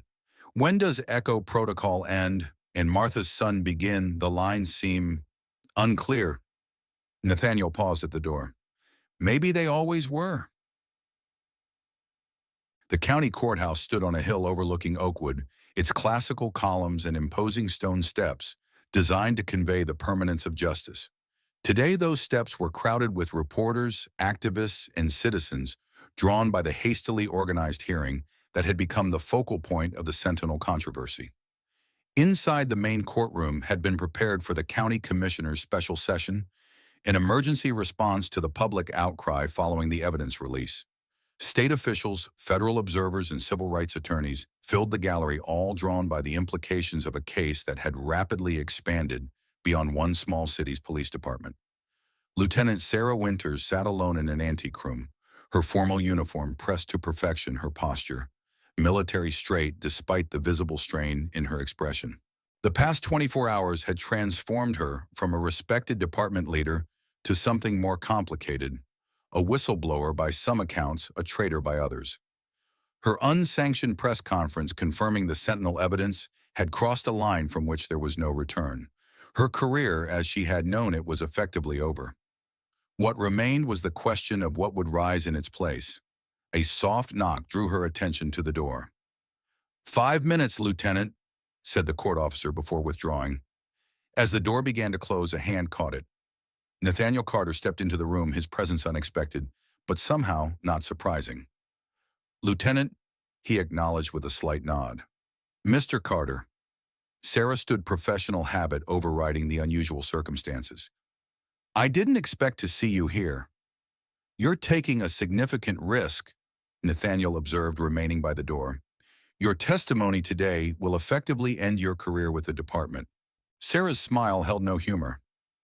"My career ended the moment I confirmed the evidence was authentic. This is just the formal recognition." Nathaniel studied her with the assessing gaze that Sarah had come to recognize. Not cold exactly, but calculating in a way that suggested constant evaluation. "Why did you do it?" he asked finally. "You could have maintained deniability, claimed no knowledge of the evidence source." Sarah considered the question, carefully understanding its importance beyond casual curiosity. "My father used to say that a badge is just metal unless it's backed by principle," she said finally. "I've spent 12 years trying to reform the department from within, believing that was the most effective approach.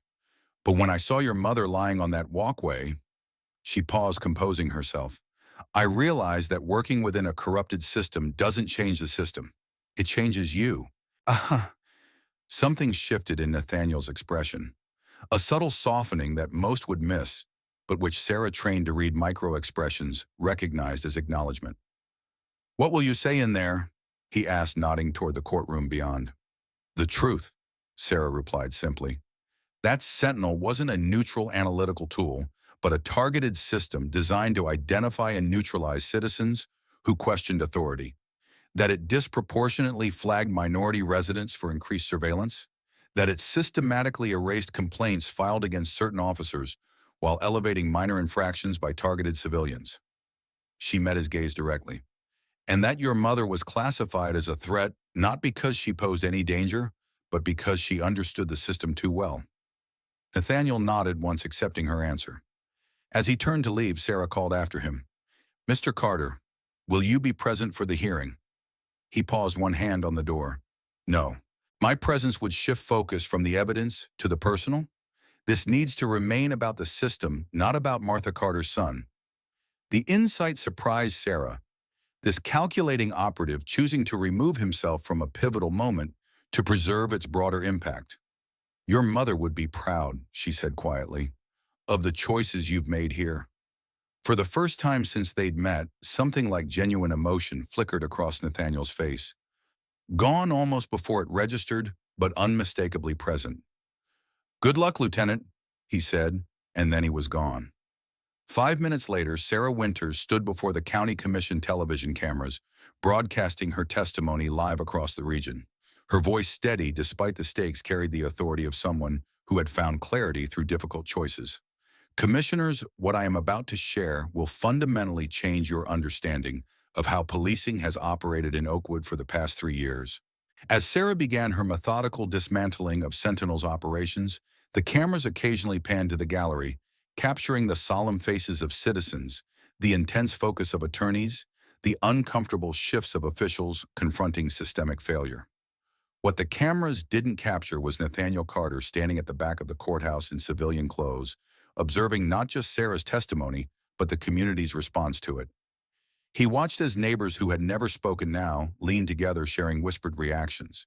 He noted how Pastor Jenkins moved through the crowd, offering quiet support to those most affected by the revelations. And he recognized, with the tactical assessment that had defined his career, that something new was forming in Oakwood. Not just outrage or demand for justice, but the foundations of collective accountability. The very thing his mother had spent her life cultivating, seed by careful seed. The evening after Sarah Winters' testimony, as Oakwood processed the still unfolding revelations, A different kind of statement was taking shape at Pastor Jenkins's church. The modest building's exterior wall facing the town's main street had been empty that morning. By sunset, it had been transformed into something between memorial and manifesto, a carefully arranged grid of images, capturing the 17 seconds of Martha Carter's shooting. Frame by frame, the sequence unfolded across the wall, each image enlarged to poster size, each moment frozen in high contrast black and white. No captions, no explanations, no accusations, just the unedited visual truth of what had occurred presented with unflinching clarity.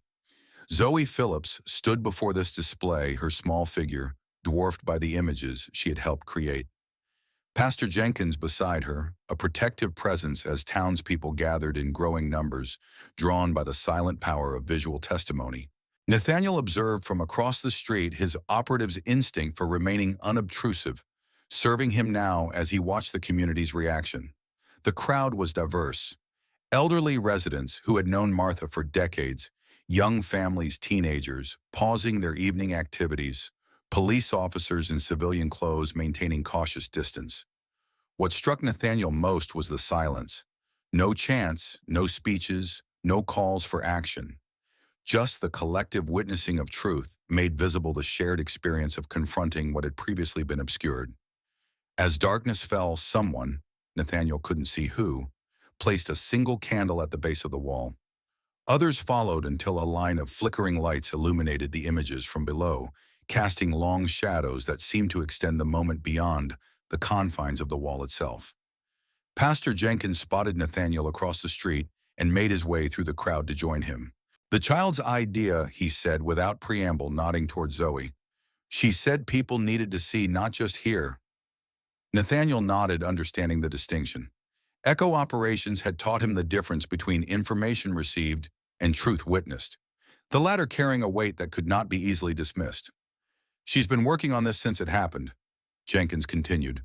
"Printing, organizing, planning the arrangement. Said your mother taught her that some things need to be shown without commentary."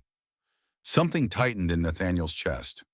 Recognition of his mother's philosophy translated through a child's determined execution. "Will there be backlash?" he asked the operational assessment automatic. Jenkins considered the question. "Undoubtedly, but not tonight. Tonight is for witnessing, not reacting." As they spoke, Zoe approached, her expression solemn but composed as she looked up at Nathaniel. "Did I do it right?" she asked simply. "Would she think it was right?" The directness of the question, so like Martha's own approach, caught Nathaniel off guard. He knelt to the girl's eye level, setting aside operational distance to connect with this child who had somehow captured his mother's essence. "Yes," he said, the single word carrying more genuine emotion than he'd allowed himself to express since arriving in Oakwood. "She would think it was exactly right." Zoe nodded once, accepting his assessment with the seriousness of someone who understood its weight. People need to see what happened, but they also need to decide for themselves what it means.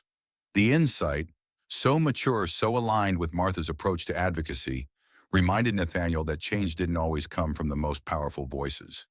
Sometimes it came from the most persistent ones, regardless of their apparent strength.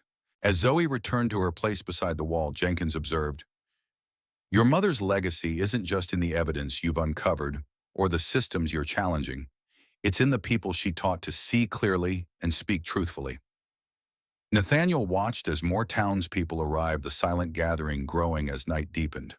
No speeches were made, no demands articulated.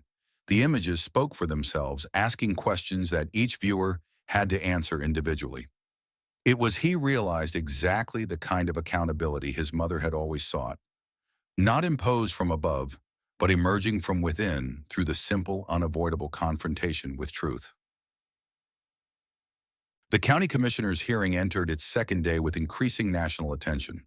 What had begun as a local controversy had expanded as additional communities came forward with similar experiences, the pattern of algorithmic targeting becoming impossible to dismiss as isolated incidents. The grand courthouse chamber was filled beyond capacity with overflow crowds watching on screens set up in adjacent rooms. Media from across the country had descended on Oakwood, transforming the small city into the epicenter of a national reckoning with automated surveillance. Montgomery had finally appeared accompanied by attorneys and representatives from Paladin Solutions. His testimony, carefully constructed, legally precise, attempted to frame Sentinel as a well-intentioned tool that had been misinterpreted or misapplied in certain instances.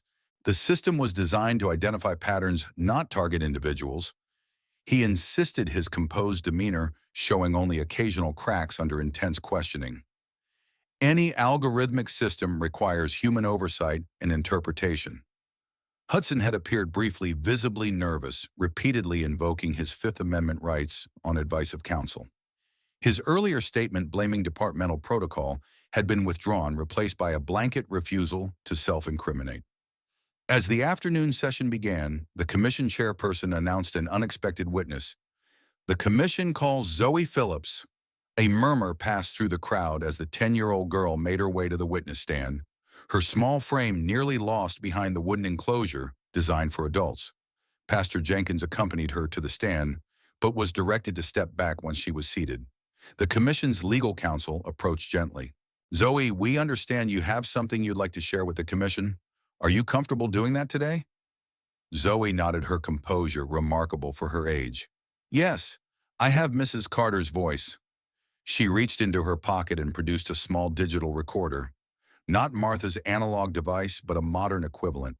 Before anyone could intervene, she pressed play, and Martha Carter's voice filled the courtroom. "I don't want anyone to apologize. I don't want anyone to make excuses. I just want to live without having to explain myself every time I step outside my door."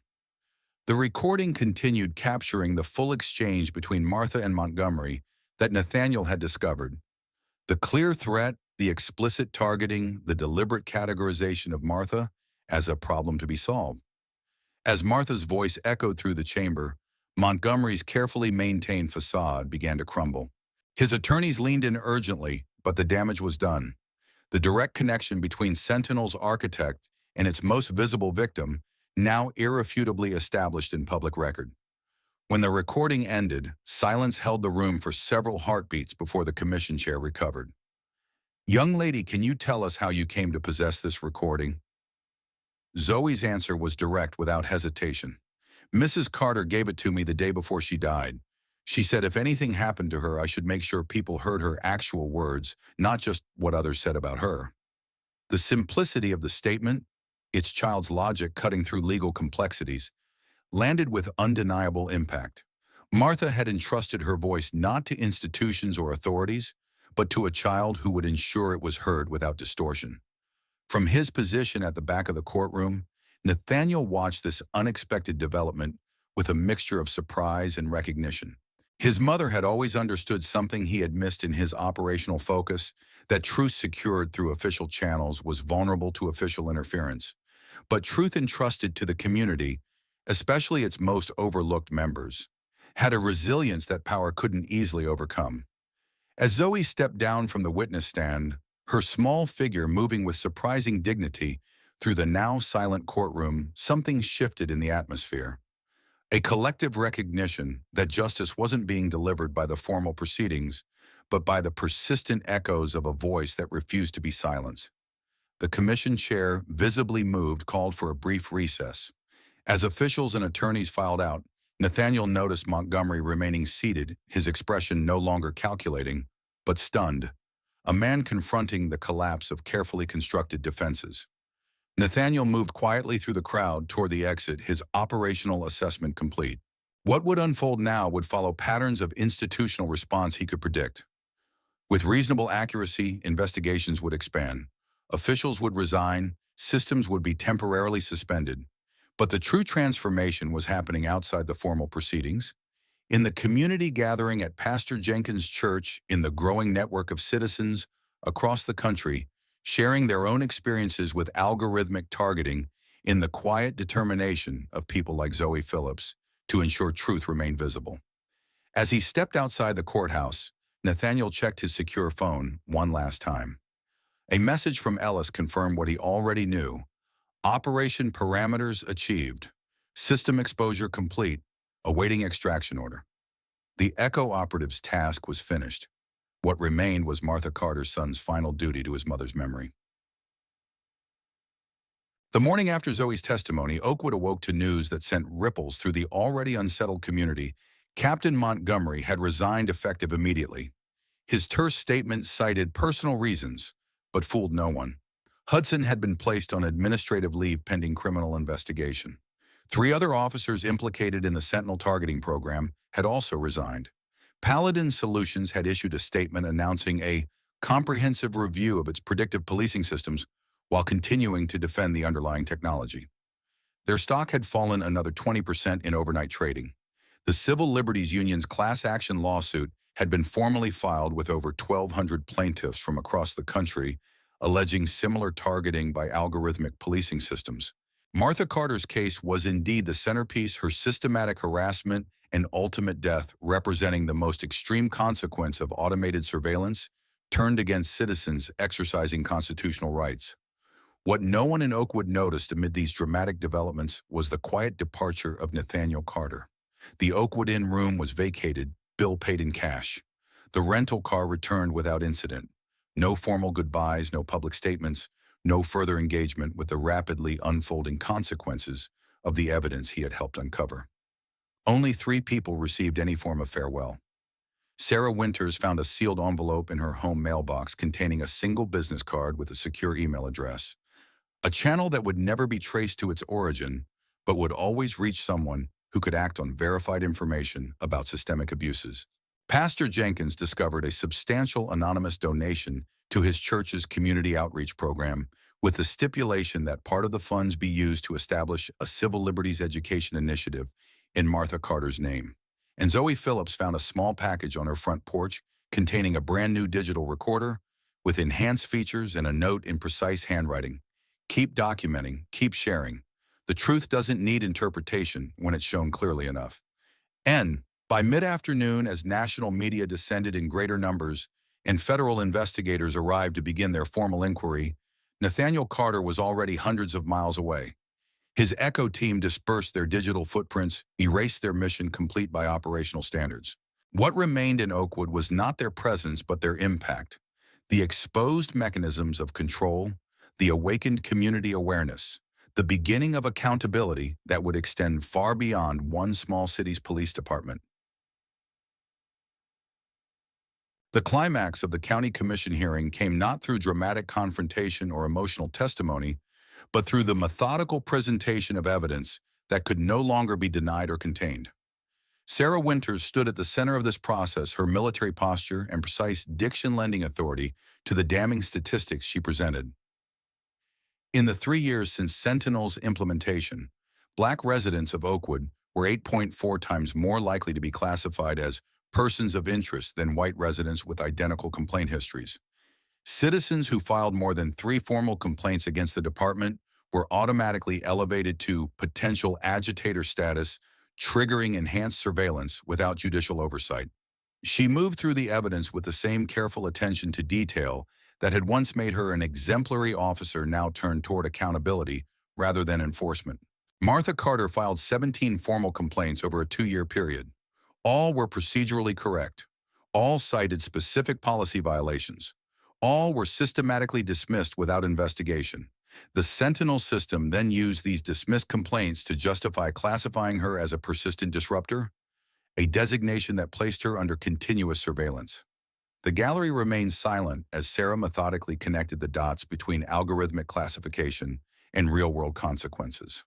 On the day of the shooting, Officer Hudson received a dispatch description that was deliberately similar to Martha Carter's appearance, information that came directly from Sentinel's targeting parameters. The subsequent radio communication, which directed Hudson to neutralize the potential threat, came from a channel accessible only to command-level officers. She turned to face Montgomery directly, though he refused to meet her gaze. This was not an accident or a miscommunication. This was the deliberate deployment of a system designed to identify and neutralize citizens who insisted too persistently on accountability. As Sarah completed her testimony, the commission chair asked the question that hung over the proceedings. Lieutenant Winters, given your position within the department, why are you coming forward now rather than when these systems were first implemented? Sarah's response carried the weight of difficult self-examination. Because I believed in the possibility of change from within. I believed that by maintaining my position, I could guide the department toward better practices. She paused, her composure momentarily wavering. It took Martha Carter's death for me to recognize that working within a corrupt system doesn't reform the system. It corrupts you. The admission, honest, unvarnished, without self-justification, resonated through the chamber, not just as Sarah's personal reckoning, but as a mirror for the community that had allowed surveillance systems to expand unchecked, believing that good intentions would prevent misuse. As the hearing continued into the afternoon, witness after witness came forward. Citizens whose complaints had vanished from records, community advocates who had found themselves under unexplained surveillance officers who had been pressured to prioritize Sentinel's algorithmic assessments over their own judgment. The pattern became undeniable, a system designed not to protect, but to control, not to serve, but to silence. In the gallery, 10-year-old Zoe Phillips sat beside her parents, still clutching the recorder that had delivered Martha's voice to the proceedings. Her solemn attention never wavered as adults circled around the truth she had already grasped. That systems built on distrust eventually become untrustworthy themselves. The hearing concluded not with dramatic pronouncements, but with the establishment of concrete next steps: a federal investigation into Paladin Solutions, a civilian oversight committee for Oakwood's police department, a comprehensive review of all cases influenced by Sentinel's targeting algorithms. Small steps, perhaps, against the machinery of automated surveillance, but steps built on the foundation Martha Carter had established through years of persistent documentation and unwavering insistence on accountability. As the formal proceedings ended and the crowd began to disperse, Sarah Winters found herself approached by a group of younger officers, men and women who had joined the force with ideals similar to her own, now looking to her for guidance in the department's uncertain future. "What happens now?" one of them asked simply. Sarah considered the question carefully before responding. "Now we rebuild, not just procedures or oversight, but trust. And that begins with acknowledging that the badge doesn't make us above accountability. It makes us more accountable." The echo of Martha's principles in Sarah's words suggested that perhaps the most significant change wasn't in the formal outcomes of the hearing, but in the shift of perspective among those who would implement whatever reforms followed. In the months that followed the Sentinel revelations, changes rippled outward from Oakwood in concentric circles of accountability and reform. Hudson faced criminal charges for negligent homicide, eventually accepting a plea agreement that included testimony against Montgomery and Paladin Solutions executives. He would serve time, not enough to satisfy those who had lost loved ones to similar mistakes, but more than most officers ever faced for actions taken in uniform. Montgomery avoided criminal prosecution through carefully constructed legal defenses, but the civil penalties from the class action lawsuit ultimately cost him his home, his reputation, and his future in law enforcement. The system he had helped build had marked him in the end as the threat it was designed to identify. Sentinel was officially discontinued, not just in Oakwood, but in all 17 municipalities where it had been implemented. Paladin Solutions rebranded, restructured, and eventually sold its assets to competitors who promised more ethical approaches to predictive analytics. Promises viewed with well-earned skepticism by communities that had experienced the reality behind such claims. Sarah Winters did not return to traditional policing. Instead, she established a consulting firm specializing in ethical implementation of technology in law enforcement. Her first-hand experience with system failure, making her an invaluable guide for departments seeking to avoid similar pitfalls. Pastor Jenkins's church became a hub for community organizing, the Civil Liberties Education Initiative, bearing Martha's name, drawing participants from across the region. The Wall of Silence, Zoe's frame-by-frame documentation of the shooting, was preserved as a permanent installation, a visual reminder of both what had happened and what could happen again without vigilance. And Zoe Phillips, armed with her new recorder and an old determination, continued documenting the small moments of daily life in Oakwood. Not just conflicts or confrontations, but also the gradual rebuilding of trust between officers and the communities they served, the difficult conversations at town halls, the small victories of increased transparency. These were the visible, measurable outcomes, the tangible results of Martha Carter's death and the subsequent exposure of the systems that had targeted her. But beneath these formal changes, something more fundamental had shifted in Oakwood, the recognition that justice wasn't delivered by algorithms or authorities, but by communities insisting on accountability in all its forms. 1 year after Martha Carter's death, a small gathering assembled at Oakwood Cemetery. No media presence, no official representatives. Just those who had known Martha not as a symbol or a case study, but as a neighbor, a mentor, a friend. Pastor Jenkins led a simple ceremony beside the modest headstone. Martha Carter, she never bowed to untruth. Sarah Winters attended in civilian clothes, now more comfortable in that identity than in the uniform she had once believed represented justice. Zoe Phillips stood with her parents' recorder in hand, capturing this moment, as she had so many others. Missing from the gathering was the one person most shaped by Martha's life and death. Nathaniel Carter had not returned to Oakwood since his quiet departure in the aftermath of the hearings. No communications, no sightings, no digital footprint that even the most determined investigator could trace. Some speculated he had returned to military service. Others suggested witness protection, given the powerful interests exposed by the Sentinel revelations. A few aware of his Echo background wondered if he had simply reverted to the operational shadows from which he had briefly emerged. The truth was both simpler and more complex. As the small memorial service concluded, a solitary figure watched from the crest of a distant hill, too far to be recognized but close enough to bear witness. Nathaniel Carter had not abandoned his vigil, merely shifted its parameters. Echo training had taught him that true surveillance wasn't about being seen. It was about seeing clearly, about maintaining the perspective needed to assess patterns beyond individual moments.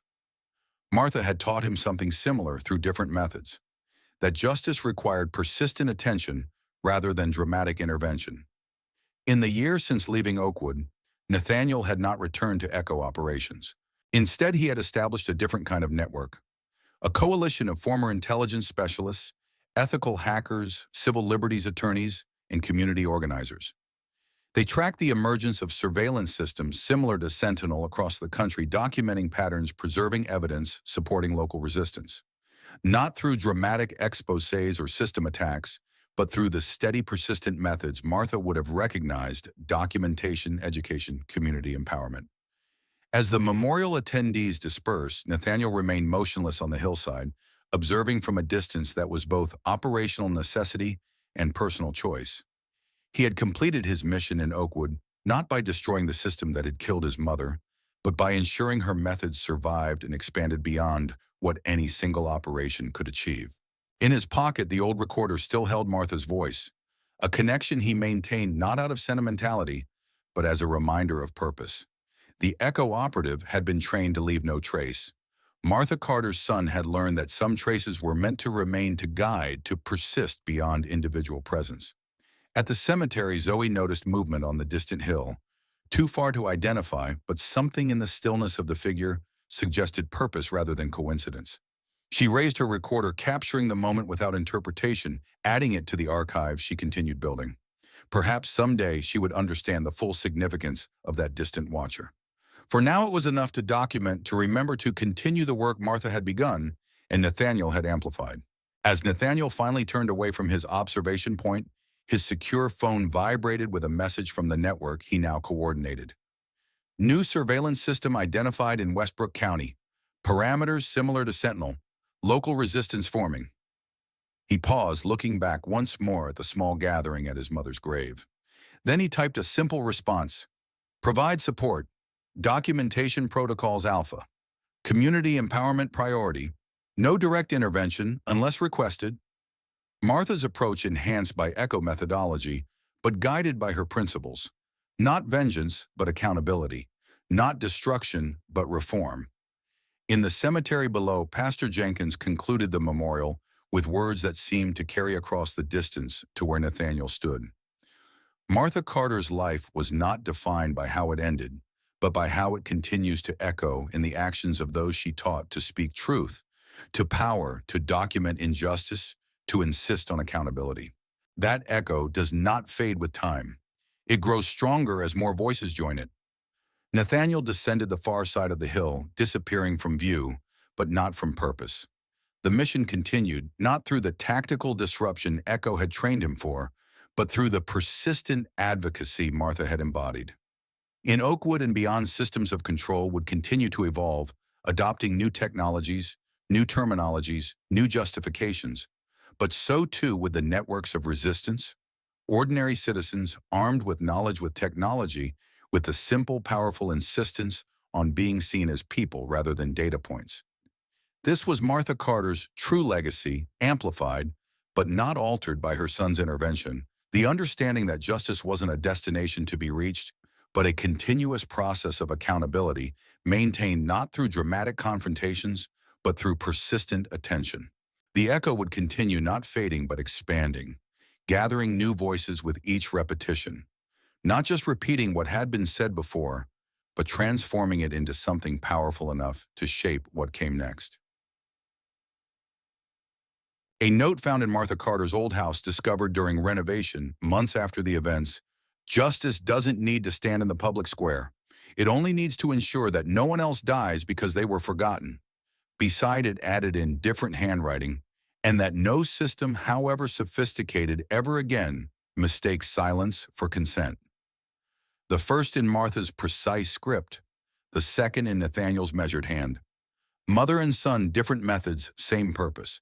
Ensuring that the echo of justice continued to resonate long after individual voices had fallen silent. Not as a shout that gradually faded, but as a persistent tone that became part of the community's foundation. A reminder that systems designed to control could never fully silence those determined to be heard. In the end, Martha Carter had not died to become a symbol. She had lived to establish a principle that accountability required neither power nor position, only persistence, and the unwavering belief that truth clearly presented would eventually echo through even the most carefully controlled systems. That echo continued through Sarah Winter's consulting work, through Pastor Jenkins' community organizing, through Zoe Phillips' careful documentation, and most invisibly, but perhaps most effectively, through Nathaniel Carter's quiet coordination of resistance networks across the country.